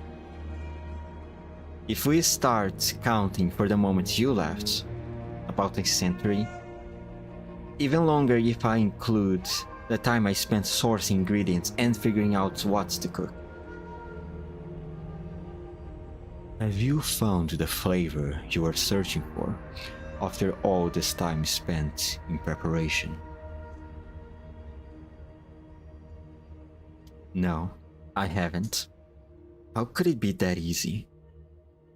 But I came to understand something. There is no perfect dish in this realm. No matter how long I let this pot of soup stew, there's no way I could include every single flavor there is in it. It's just one dish. Even a banquet spread of myriad delicacies will leave some unsatisfied. But so what? People will always think about what to eat for the next meal. Saving what they didn't get for next time is what gives life hope. What keeps life going. I remember a phrase Jie, the third eldest sister, taught me. What is truly complete becomes incomplete.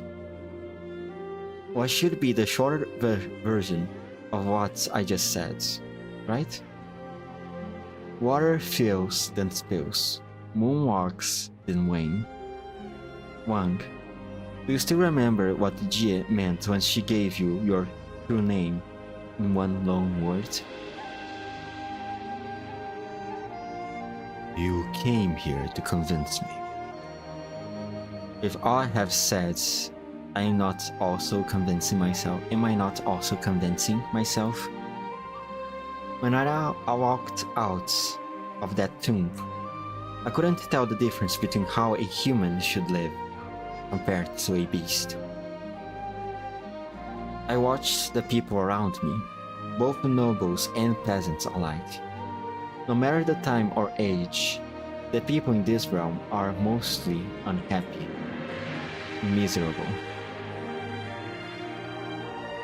Yes, this land is flooded with suffering. Mortality is inevitable.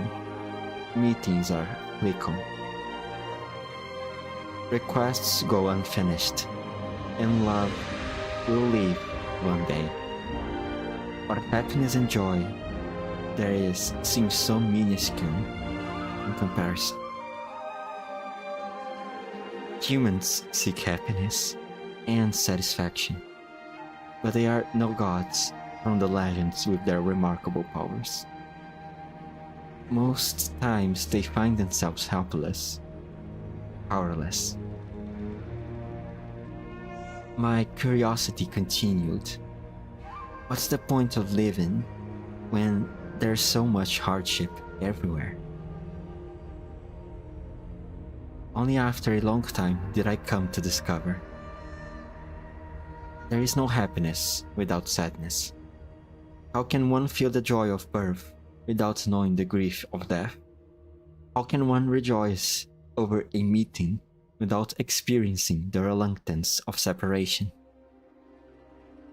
I finally realized every taste in this realm begins from the flavor known as regret.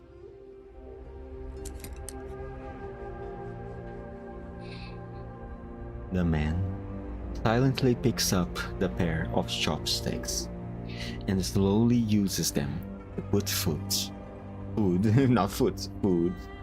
into his mouth. Warmth spreads from the tip of his tongue, to the rest of his body, and he cannot help but feel a little moved. Wang, do you still remember? You had just returned from the northern border with your troops. I heard you just were back fresh from a fierce battle. I did just open my restaurant in Baijiao then. Jie was also in town for some errands, so the three of us enjoyed a rare dinner together. I still remember, Jie made an exception and drank several cups of wine. He imitated our eldest sister drunken posture, writing poems on the wall. I never saw you so happy before. It wasn't until midnight that the dinner ended. I was tired. I fell asleep at the table. The next day, I awoke in bed. The two of you nowhere to be seen. I was happy. It was the first time you had a meal with us. But I didn't think it would also be the last. After that, we never meet up again. Neither you nor Jie. What exactly do you mean to say?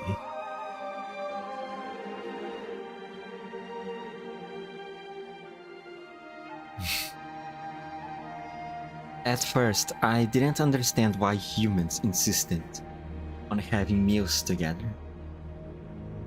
Afterward, I slowly realized a will to eat well also means a will to live well. People who eat together can help each other and live on together.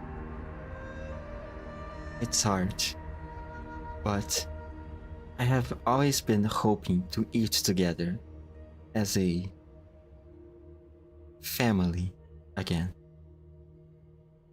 Oh, you.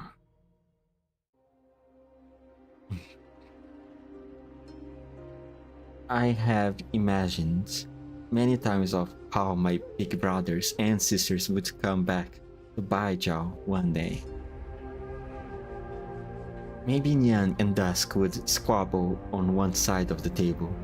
Shu would bring back some fresh greens, while Ji would show off some mysterious treasures he had gotten from who knows where. Maybe you're sitting together with our oldest brother and sister, talking about the view from a frontier fortress you have never seen. I have never seen, and the strange stories that happened over there. I know our oldest brother is busy with official business, and our eldest sister seems so freewheeling, but they are always thinking about their younger siblings. Same as you. I remember all your favorite flavors. I racked my brain thinking about what dishes to make for our feast.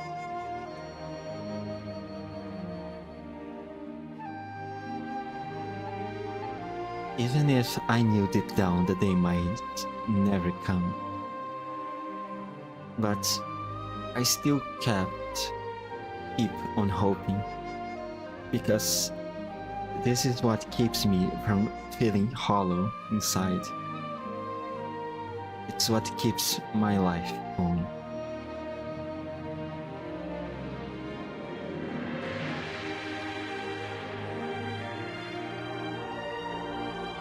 You know well it's an impossibility. Harboring these unrealistic ideals will only increase your burden. I know, but deep inside I just can't stop thinking about it.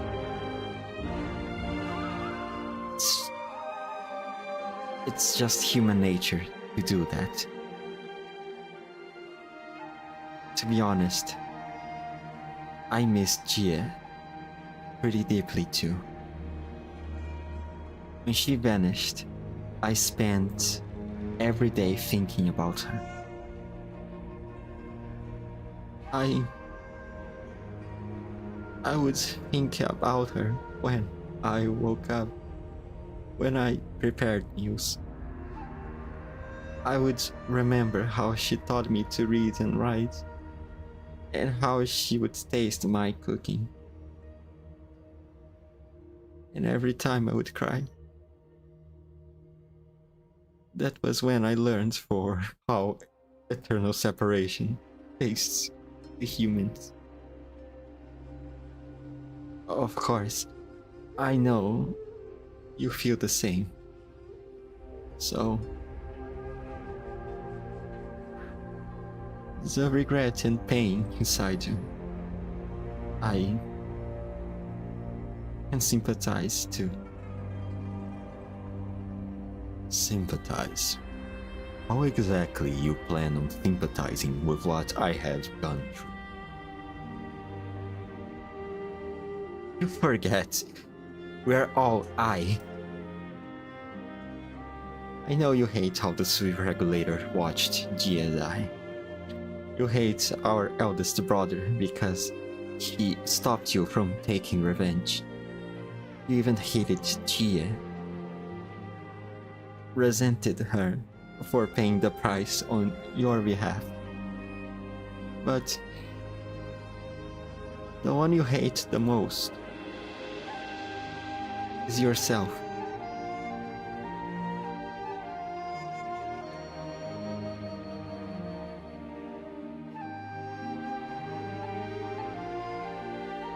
I know you, Wang. You are off to do something you have to do, and there's no way I can convince you to give up. I just want to say, you don't need to go there and die. I can't bear to lose any of you. Jean gave you a brocade.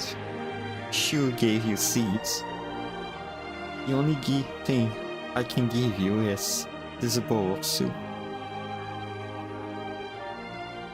What is this?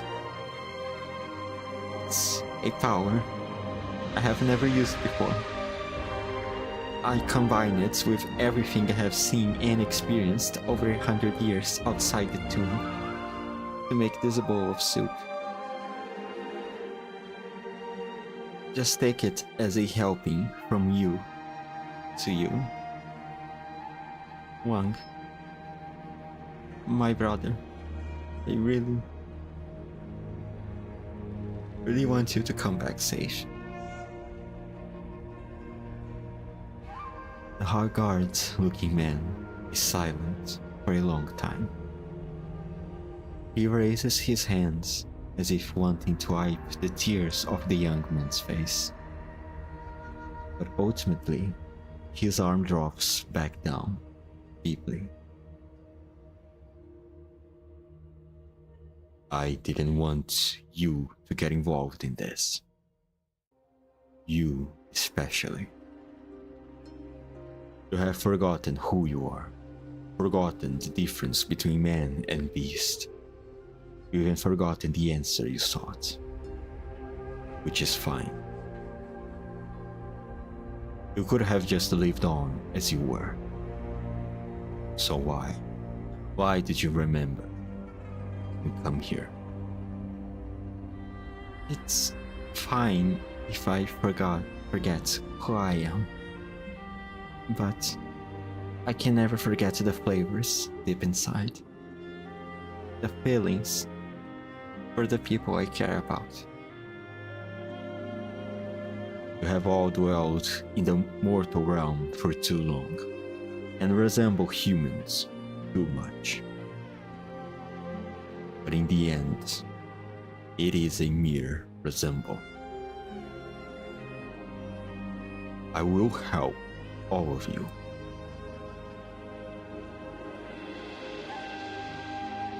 I will help all of you smash these feathers open. I will help all of you find a place in this land. I will help all of you become human. Brother? The man puts down his chopsticks and bowl. He stands up and walks outside.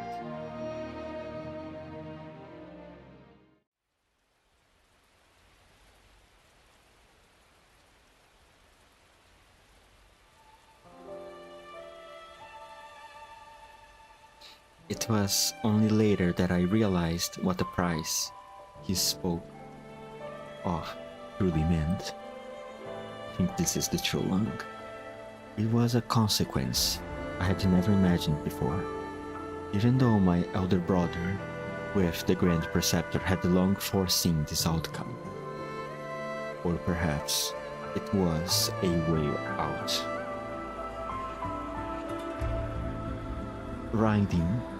Riding a guilty Grand Preceptor, enslaving a legitimate and innocent prince who succeeds to the throne was the best result Yan could have, and also the choice they expected me to make, which I did. But what for? Is this the only way? Grey path paved with lies? Is this fear? Am I afraid of making a misstep and instilling unrest in the state? Afraid that history will inscribe my name with infamy for eternity? Is this resentment? Do I resent her for causing me to lose all that I had? Resent him for not staying behind to face all of this together? Or do I resent myself for not doing more? Why am I feeling like this? How long have I not tasted such flavors? Is this regret?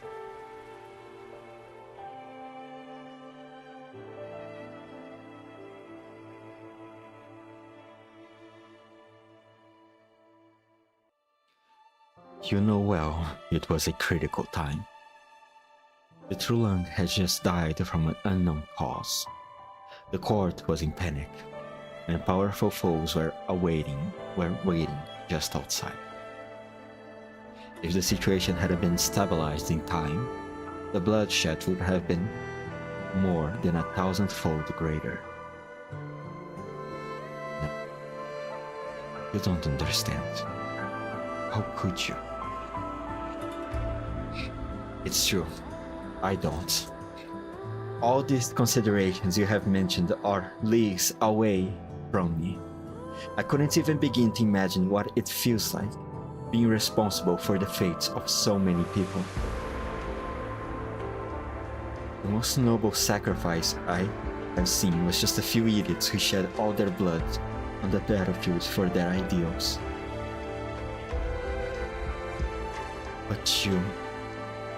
But your Imperial Majesty, you definitely know it's a lie, convincing the masses with this explanation. A lie that happened just because the people will not allow the Trulang to make a mistake. The Yan under your rule has so much land, so vast it can accommodate 100 nomadic cities, millions of people. So I couldn't hold one more kind-hearted person. Don't you feel any remorse for her?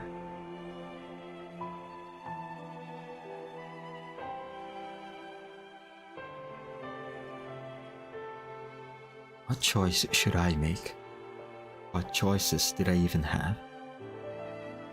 How do I explain these principles to the one before me? No. Why should I even tell her? Why did I meet her? What did I wants to hear from her.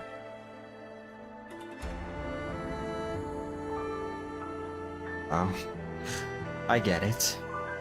It's not a choice you would make alone when considering the so-called big picture. Truth is, not always power when public opinion can dream. Everyone sees and believes in different things. The so-called truth only holds true whoever claims it first. My dad spent his whole life trying to find out the truth, but he chose to accept this. It's not because he forgave you. He just agreed with the results you and that Grand Preceptor wanted to achieve together.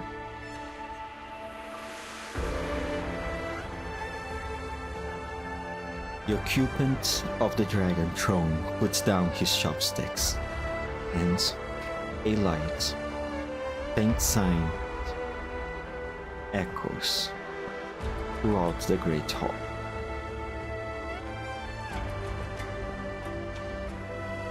How do you want me to compensate for this? Compensate? No, that's impossible. I know, to you and Yan, the reputation of one or the face of a few are not even worthy mentioning. But for those unfortunate souls swept away by your grand plan, their suffering can't be undone. Then, how do you want?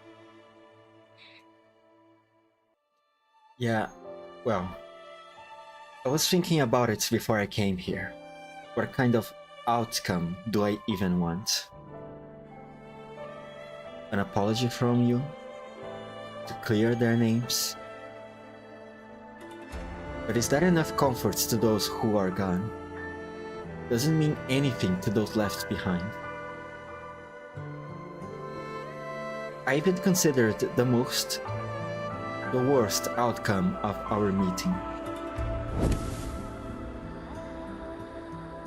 A ball of flames ignites and extinguishes Gwynblaze's palm, illuminating the palace for just a moment.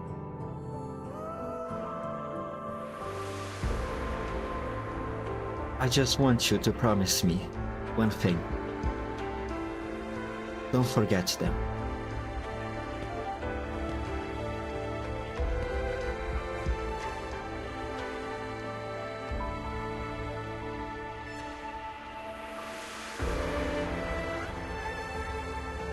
I said it before.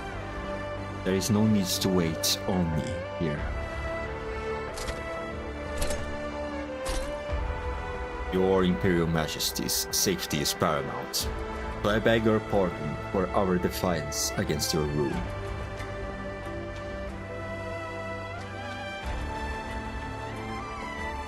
The traitor's descendant, one Tomley, barged into the Forbidden City.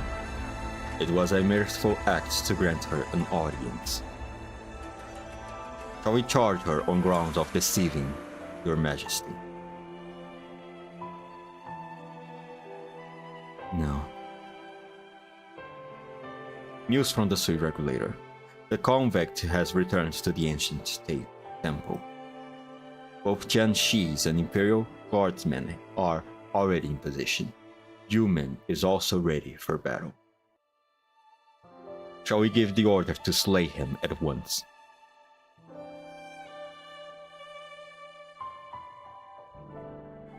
Pass on my decree.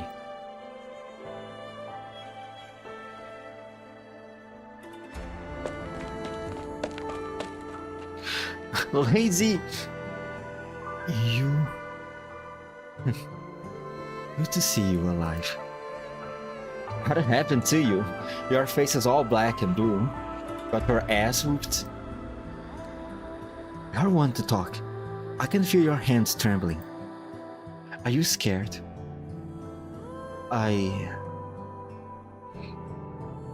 Yeah, I am scared. That's the true Lung after all. The king, the boss of a whole country. Just one word from him and many heads will roll. I'm not scared of dying. I have been on the battlefield after all. I have been in shit more dire than this. I just scared that my meeting with the true land would be fruitless, wasting the opportunity everyone fought so hard for. You idiots. And tell me, quick, what did you talk about with the true Lung? I asked him for an explanation for my younger sister, the relative I never met. I couldn't see his face clearly, but I am sure he felt. What's wrong?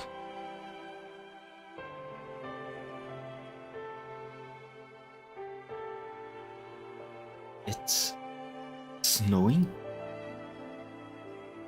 The two are in such a hurry, they only notice now the surrounding air has gradually gotten colder. The energy poles scattered throughout the city gradually power down. It is mid-autumn, while the temperature plummets as if it's winter. In contrast to the dimming city lights, the twin moons shine ever brighter. Snow starts to fall.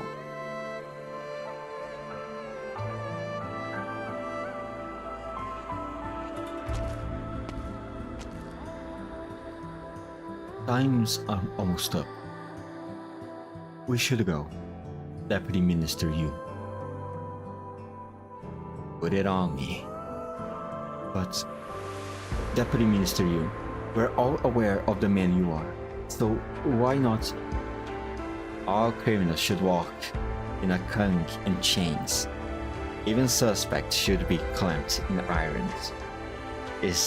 And this is how you conduct yourself as a warden? Put it on me. As you say, forgive me my dereliction of duty. Go slow.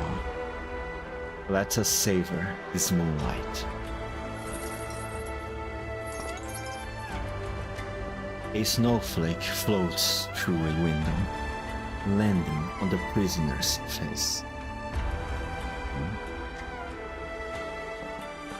What the? Weather like this in the middle of autumn? And we even have snowflakes? Gukwan, I have done what I promised you, brother.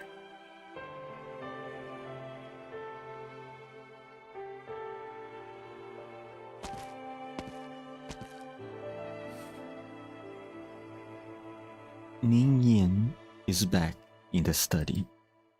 She takes out pen and paper, along with an incomplete history book manuscript. The story of the past, the hidden names. She knows them now, and should be able to finish the final chapter. Yet, she hesitates, her pen still.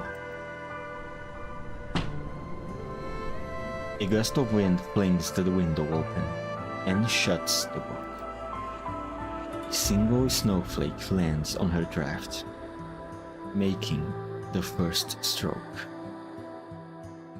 What? It's snowing? Please.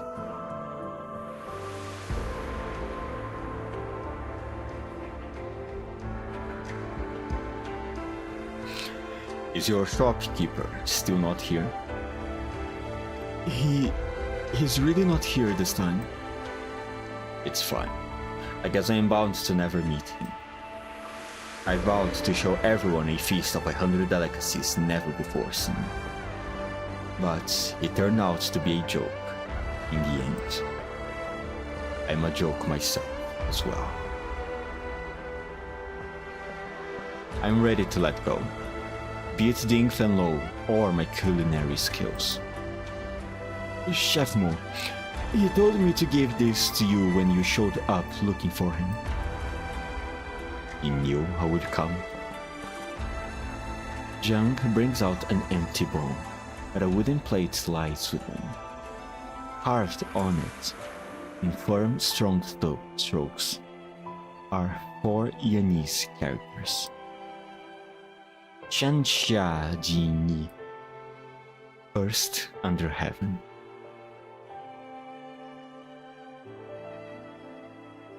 I was told this title weighs heavy, but it cannot feed the hungry.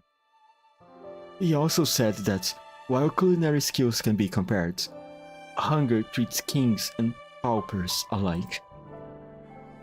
And that it didn't matter if there would be future top chefs, or just common cooks among those people on that snowy night. He would have made that pot of noodles for them anyway.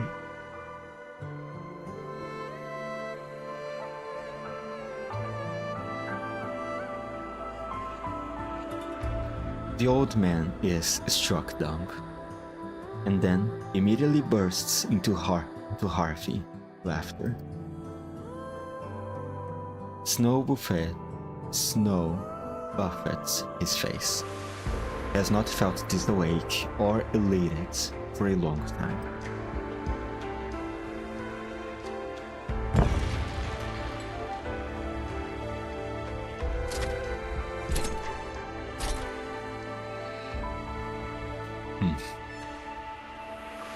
Heed the true long's decree.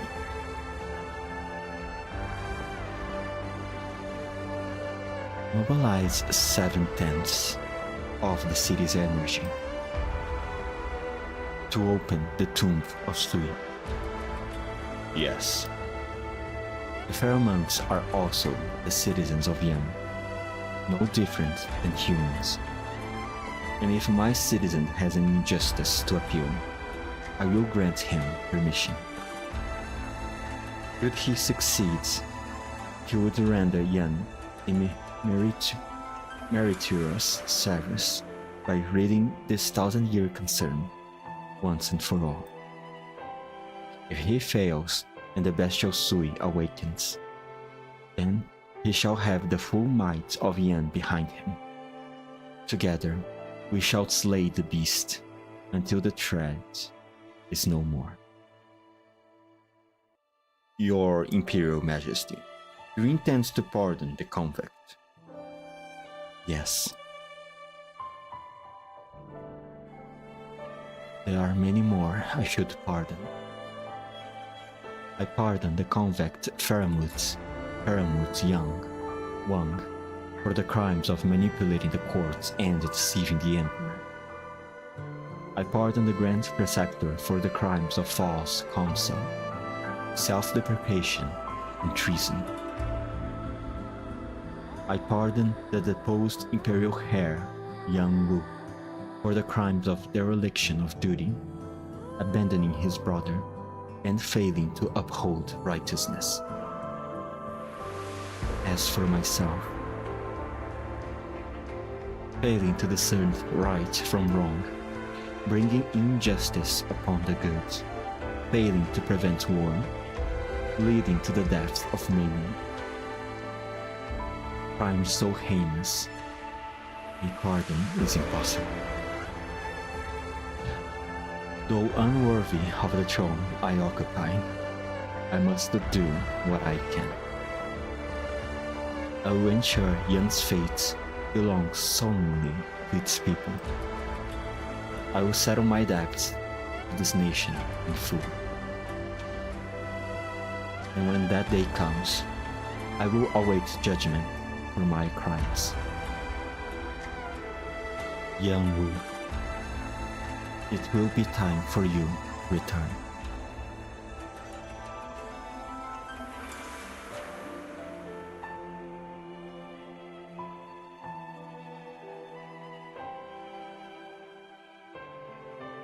The night sky remains clear. Only a few thin clouds float above. The twin moons unobstructed. The wind delivers a chill at a perfect temperature. Passers-by stop in their tracks to watch the inexplicable sight.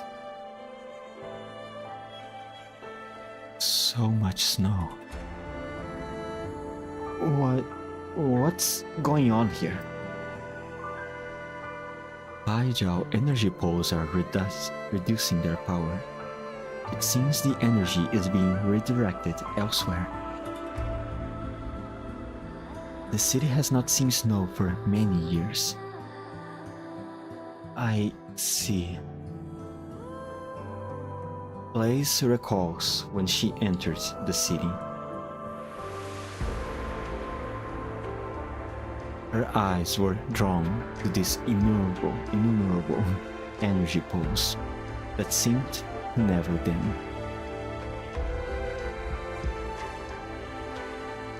She remembers what Xingzu had told her.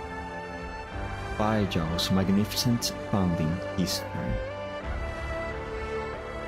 This city, this vast nation, history and time. They have never stopped for anyone.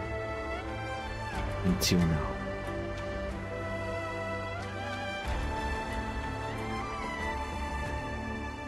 Ling Qingyan, doesn't snow falls out of season carry special meaning in Yanni's stories? What are you trying to imply? The truth is now revealed with light. Heaven sent snow to finally right a long-standing injustice. The typical snow in summer story? Maybe... or something else. Those who are gone, what they leave behind will eventually disappear. Just like the snow here. I know. I hope the snow will last a while longer.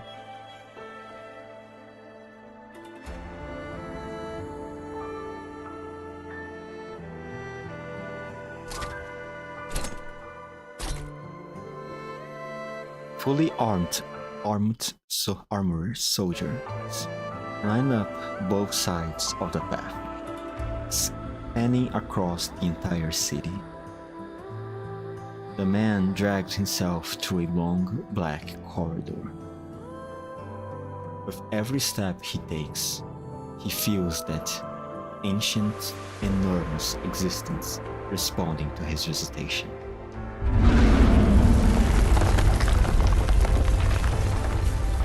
An angry roar, a hoarse howl.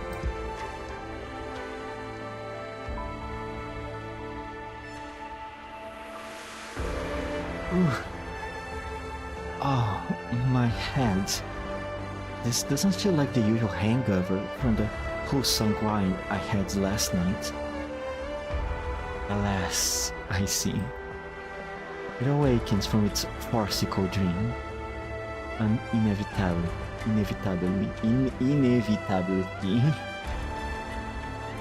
Fine. Let's go have a look after this cup. Let's see what scenes await at the end of this millennium-long dream. The poet looks into the distance. Clouds screen the sun, the realm obscured.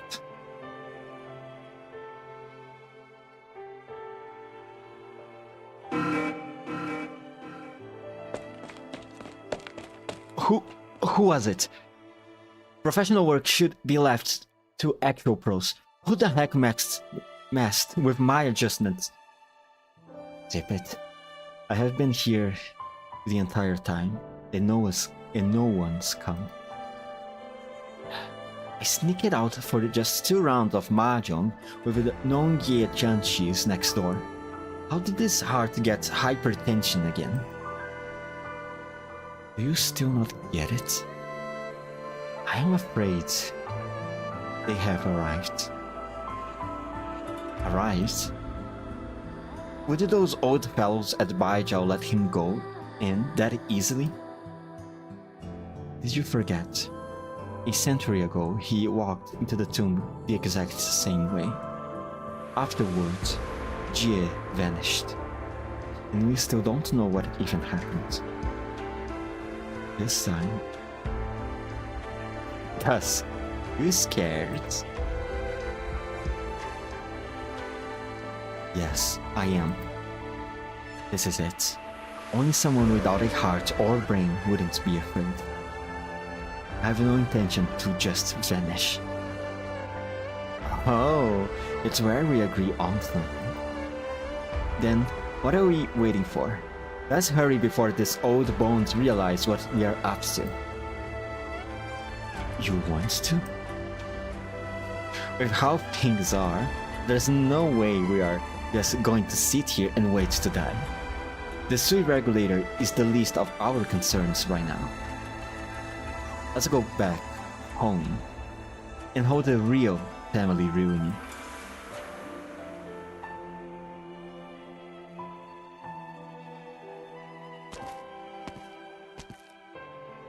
So, it's you. I heard your voice. It's been a long time. Shh. I know you're in a bad mood. I can feel it too. I mean, I spent the longest time in the tomb after all. I probably know you better than the others. Strange. We're all I. So what's the point of going into this one side must perish situation? There is no explaining it, though I can only reluctantly accept it. You're strong. But I don't think we will lose to you. You have slept for 1,000 years after all, while we have spent that time living real lives. So, how can we lose, right? I can't use the power I took from you, so take it back. Consider it a farewell from me. There is no avoiding this outcome, so we might as well treat it as a salvation. Sleep. A stove fire is lit. It is a warm flame, harboring life and hope.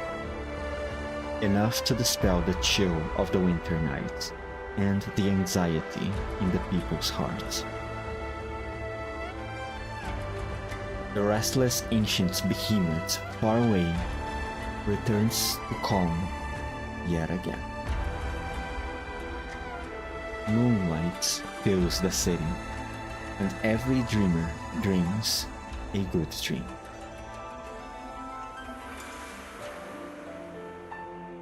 Seeking an answer, he feels lost. Clarity he finds in worldly flavors. His life is a feast, an eternity flame.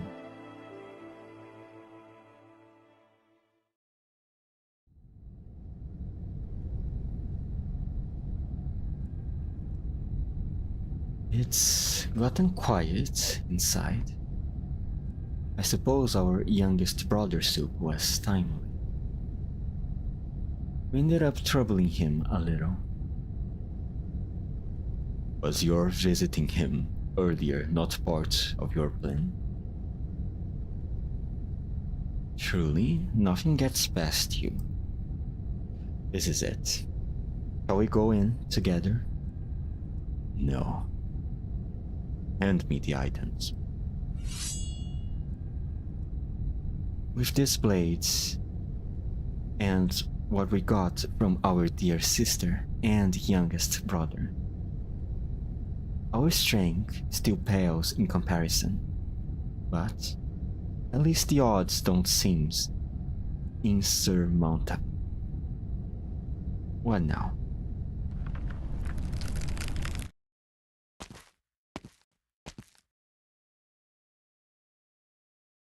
Brother? This is well enough. You have done what I have asked of you. What I promised you, you already have. Our debt is settled. I will finish this myself. What's that supposed to mean? Things are finally even. If we have it your way, won't I be in your debts again? Leave, G.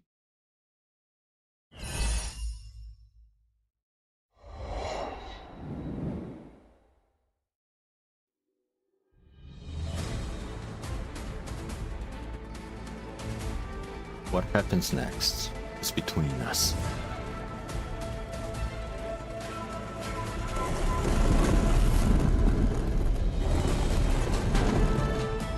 I have been playing against me all along, in order to determine a winner. We have long since ceased to be your vassals. Now, we must fight for victory or death. Just like the battle a millennium ago, this too is inevitable. Your arrogance, your indifference, it all stops here. Are you angry, afraid, anticipating?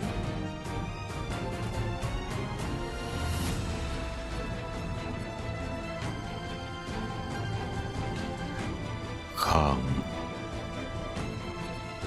Your move.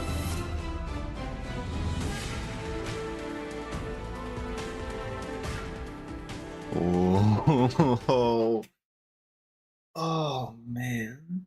Oh. Also, that whole scene between you and Wang. And Wang. Oh man, I'm so happy that I pulled for you. Ah, so happy that I managed to get him too. Ah, fuck.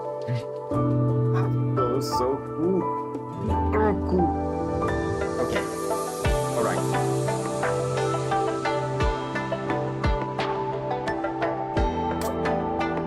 Let's finish this. This is it. This is the end. ORST3. Essence Herbal Soup.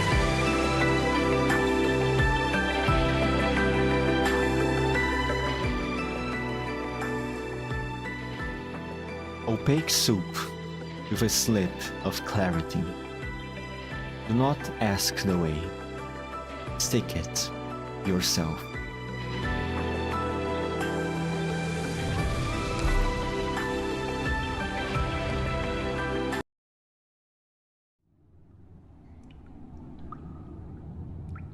One night, is it?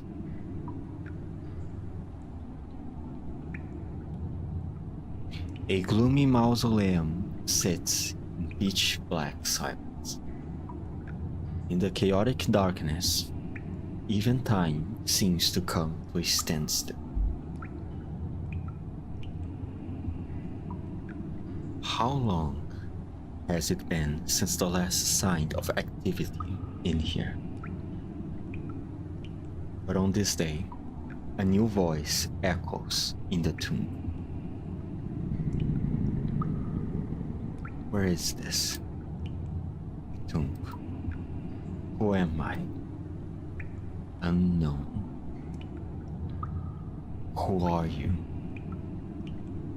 Also unknown. Though they did give me a name. Sui.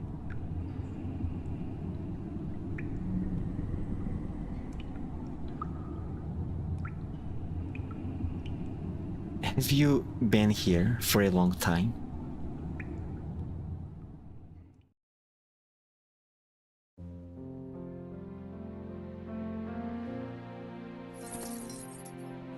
Bruh.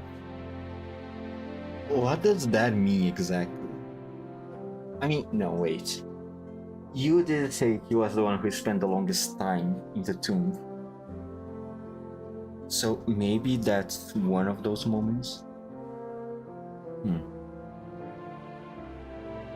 I'm not entirely sure how is the relationship between between Sui and the Sui siblings.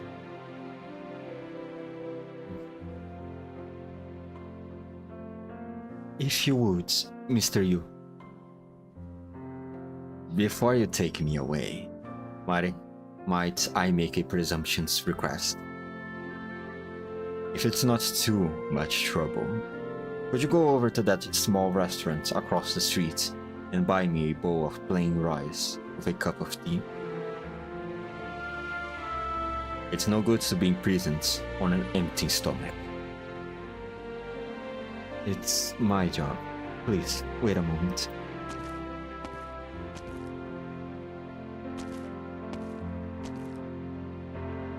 Are you going? The sentence has been passed. I can't very well dally around the Judicial Review Office. I know, which is why I'm here today to send you off. You don't seem to resent me. Now that I know the whole truth, I find no reason to resent you. Although, I could resent you for not telling me earlier. If I did, I fear you might be clad in the same feathers as I have on me right now. I had to leave a few worthy successors for the Judicial Review Office. I have raised an objection to your conviction. In truth, if you feel this unjust, you can request a review at the three organs of justice. Could you possibly think what I did is unworthy of a decade behind bars? But all that you did was untimely for. What difference does it make?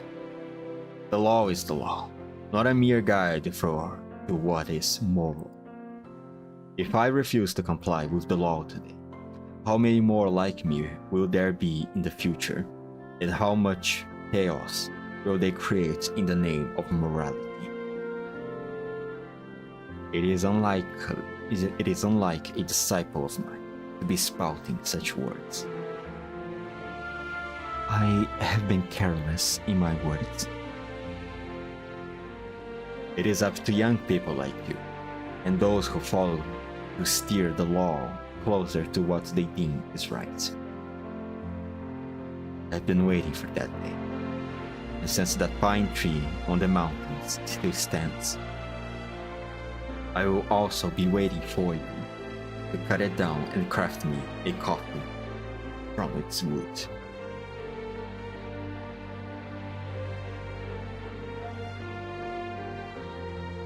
By the way, why have you come here today not dressed in the Judicial Review Office's uniform? I resigned. A thunderclap can illuminate a moment, but it cannot distinguish what is good or evil, true or false, or everything. There are many things I cannot perceive clearly.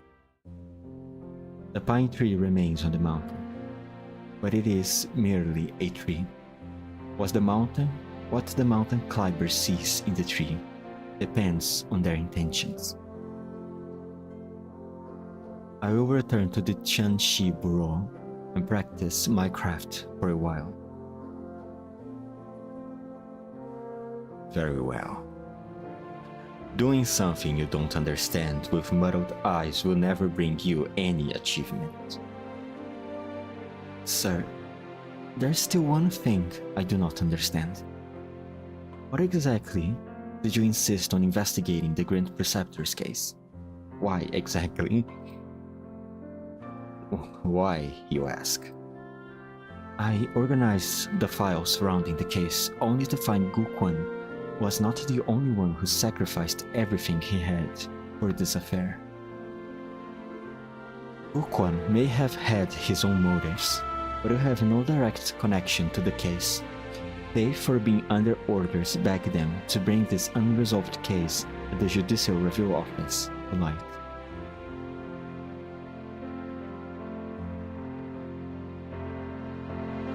Mr. Yu, the meal you wanted. The waiter at Savers at U refused to take payment, and even said that they look forward to seeing you again. Strange. I didn't even mention the meal was for you.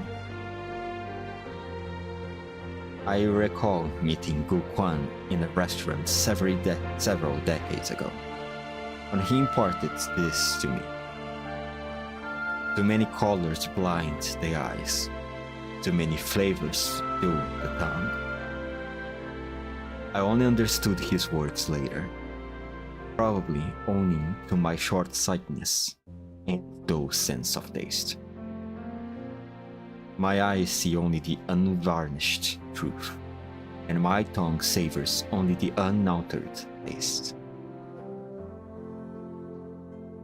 The man, clad in prisoner attire, turns around and takes one last look at the plaque above the doors of the Judicial Review Office and the courtroom behind the doors. He bends down, scoops a handful of unmelted snow under a cypress tree, and sprinkles it onto his rice bowl. He finishes his meal in a few mouthfuls. Tasty. Thus, I depart.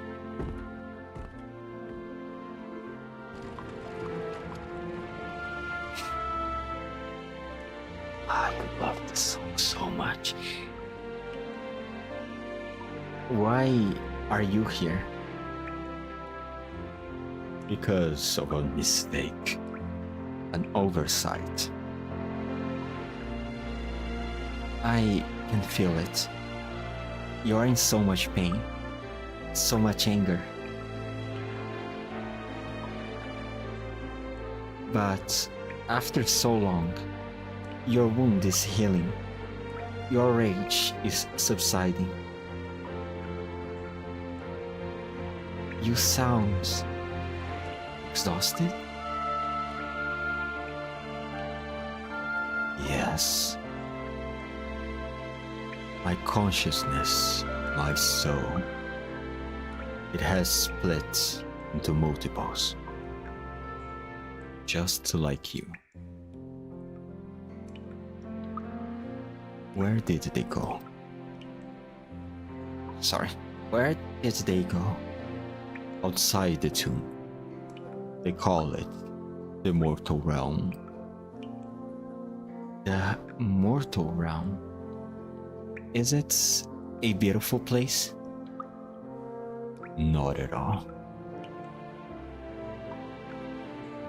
There I have witnessed the most savage slaughters, the most malicious plots, the most merciless betrayals. Kin destroys kin, love turns to hate. Arrogance caused my failure, because I could not comprehend human emotions. If the mortal realm is such a vicious and repulsive place, then why did they go there anyway? Because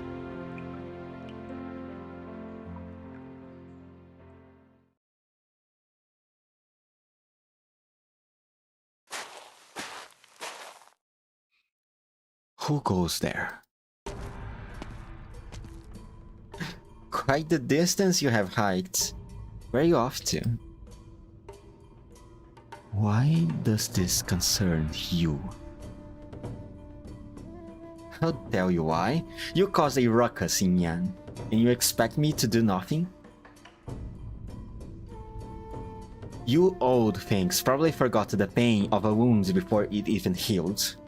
If we could beat you up and drive you out then, we can do it again now.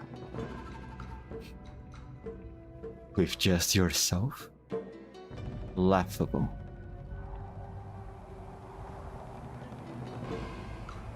Oh, Was that a challenge to a fight?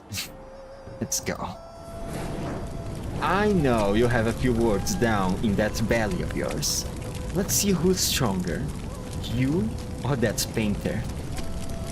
Let's see how long your leftover worlds can stand against my flames. You will pay for your impertinence.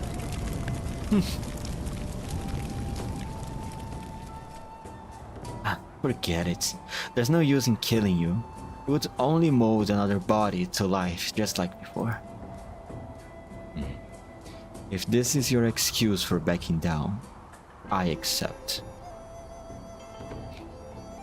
Can't be bothered to argue with you, but before I locate your true form and off you for good, there's a question I want to ask. I'm curious, what exactly did that weighty failure promise you to make you obey his orders so willingly? No, not just you. All of you.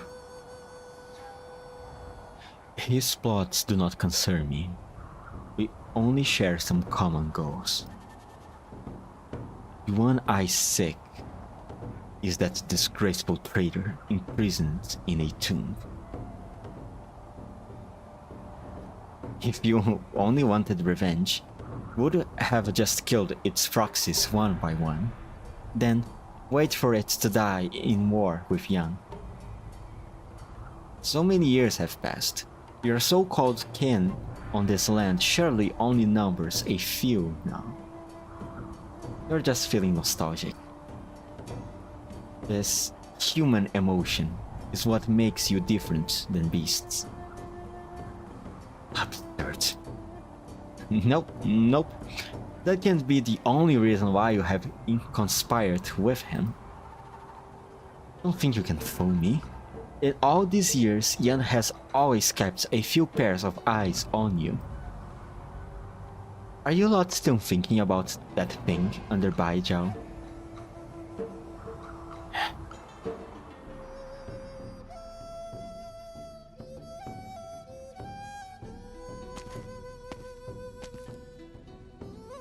Oh.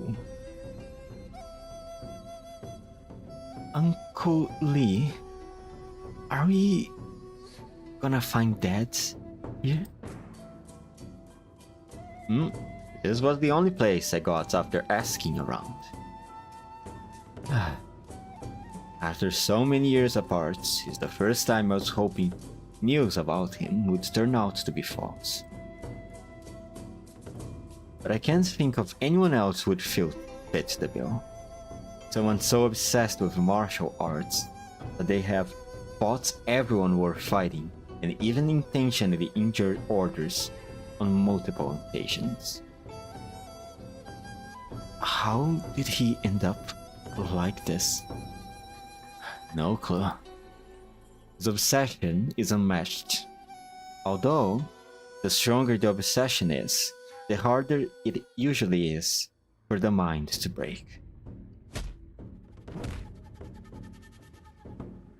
What was that? Waifu, we'll find him soon, but be careful. You might be the only one who can wake him from his madness. Let's go, Uncle Lee.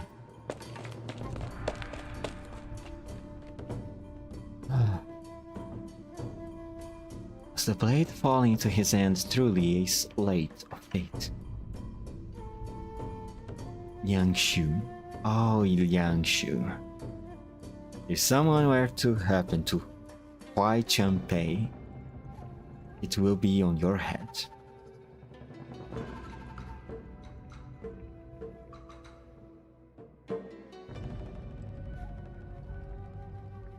From a distance, a burly body can be vaguely seen in the depths of the cave.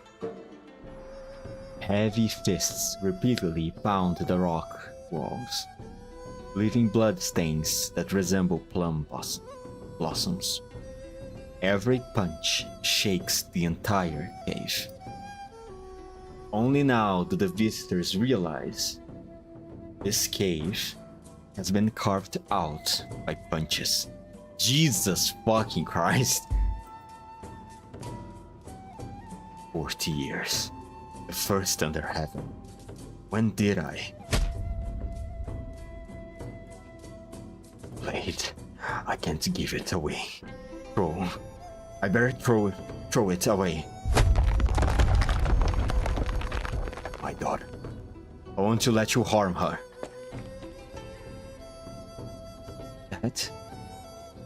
Dad. Oh, wake up. Dad. The fuck happened to him?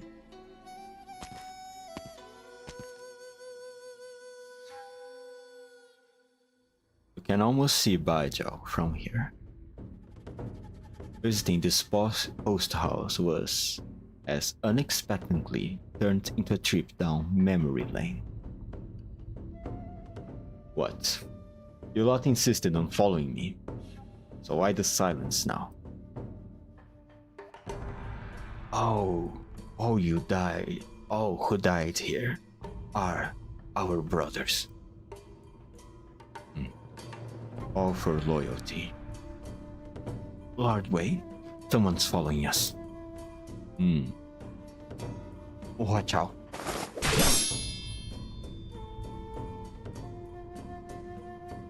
Impressive swordplay. In the many years since we last met, your swordplay has turned incomparable. Chen? Oh! Lady Chen. Oh, but you fucking cool! Chen.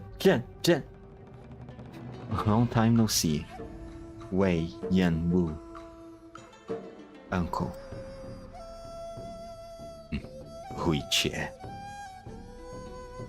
I thought what you did in Langmen was the stupidest decision you could make. You and this man. What are your plans now, even? You shouldn't be here. Could it be Fumizuki? She told you. I made this decision myself. Nothing to do with anyone else. This affair likewise has nothing to do with you. True. I have never asked about your past. I consider it your private business, and felt I had no right to pry. I have been to many places this past few years, and seen many things I never saw or even thought of before. I think I have come to understand that despite all the contradictions in this land, righteousness still exists. What happened to my mother and my sister? I can't say they have nothing to do with your past.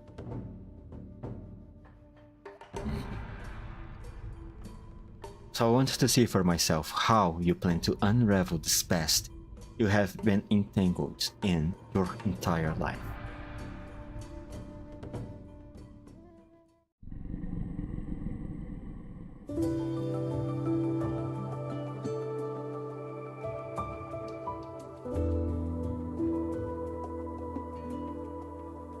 I seem to suddenly remember many things. Things I saw within an enormous body. Oh no, maybe this is you who's talking. Things I saw within an enormous body. Through eyes that can see through the mist. You are a part of this consciousness, so it is only natural you possess the same memories. But the mortal realm I saw is different from what you described. So, what did you see? A fire.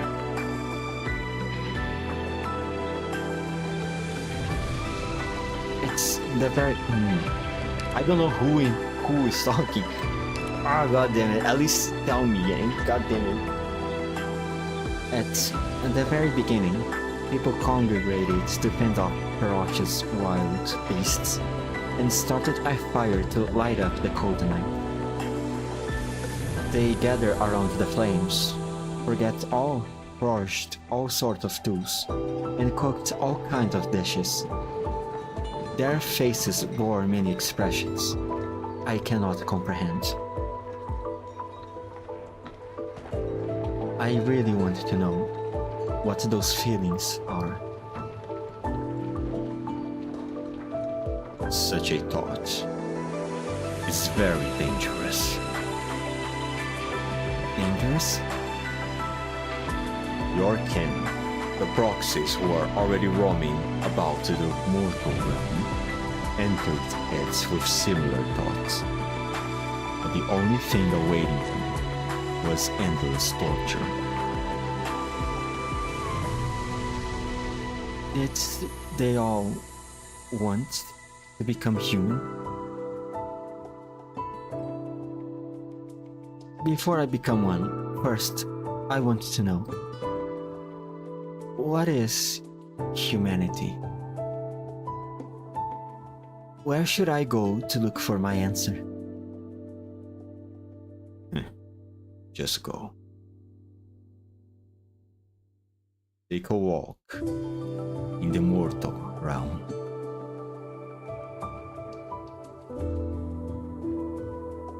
A cacophony of emotions and desires will bring endless suffering. Give a thought form, and it will resemble the dawn of chaos. Fall into its fetters, and you will never break free. You are not afraid? I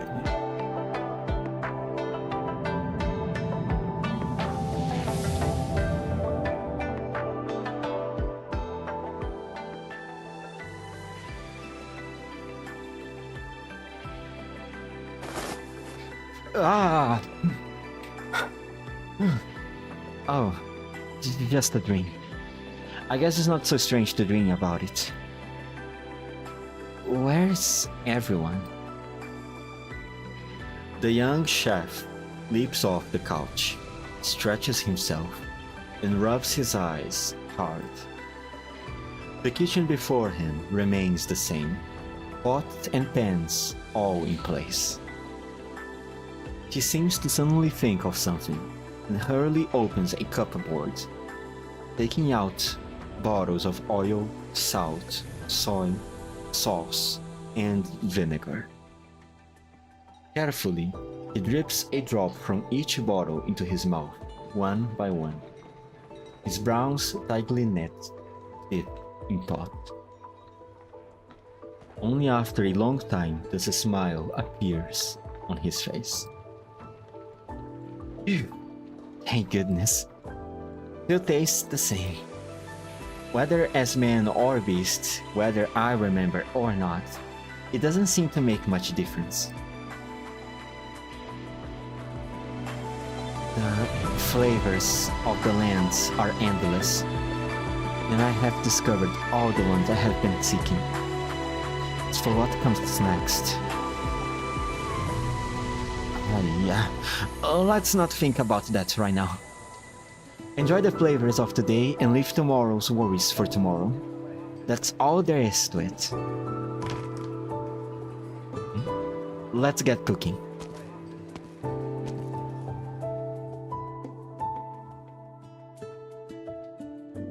Oh, let's go!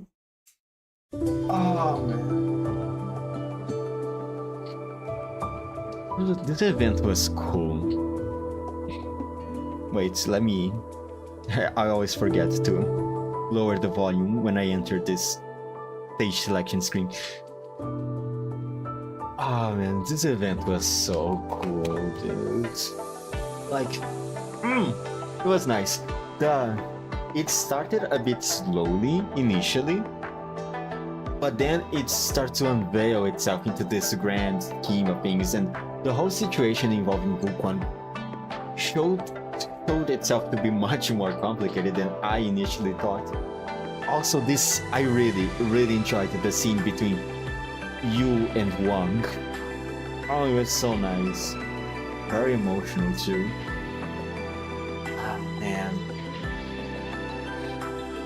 Such a nice event. I wonder what the next story is going to be about. We clearly, I know we are going to get a lazy altar in the future. I wonder if it's going to be. I wonder if this sort of event is related to this one somehow. It's like a direct continuation. Also, what the fuck happens with waifu's father for him to be like that? I think the next. I think whoever event's coming next, there might be a better explanation for that. Also, it was not giving to us what exactly was the outcome of the confrontation of Wang with the Sui. Oh man, that's such a nice event. Also, really long. Part of me is also happy that I finally managed to finish it. All it took was 4 streams. 4 very long streams. Alright. Now, the next story I'm going to read, possibly tomorrow, is going to be... Today. Starts tomorrow though.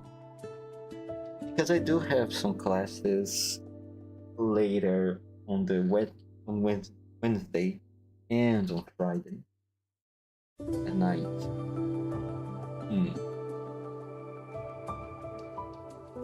Yeah, I think I will try to stream tomorrow.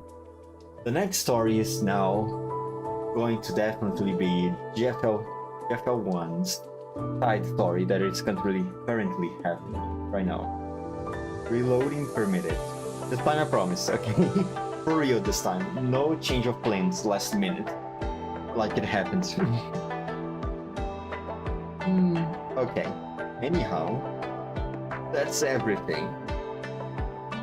5, 4, 3, 2, 1. Bye. Such a nice story, man.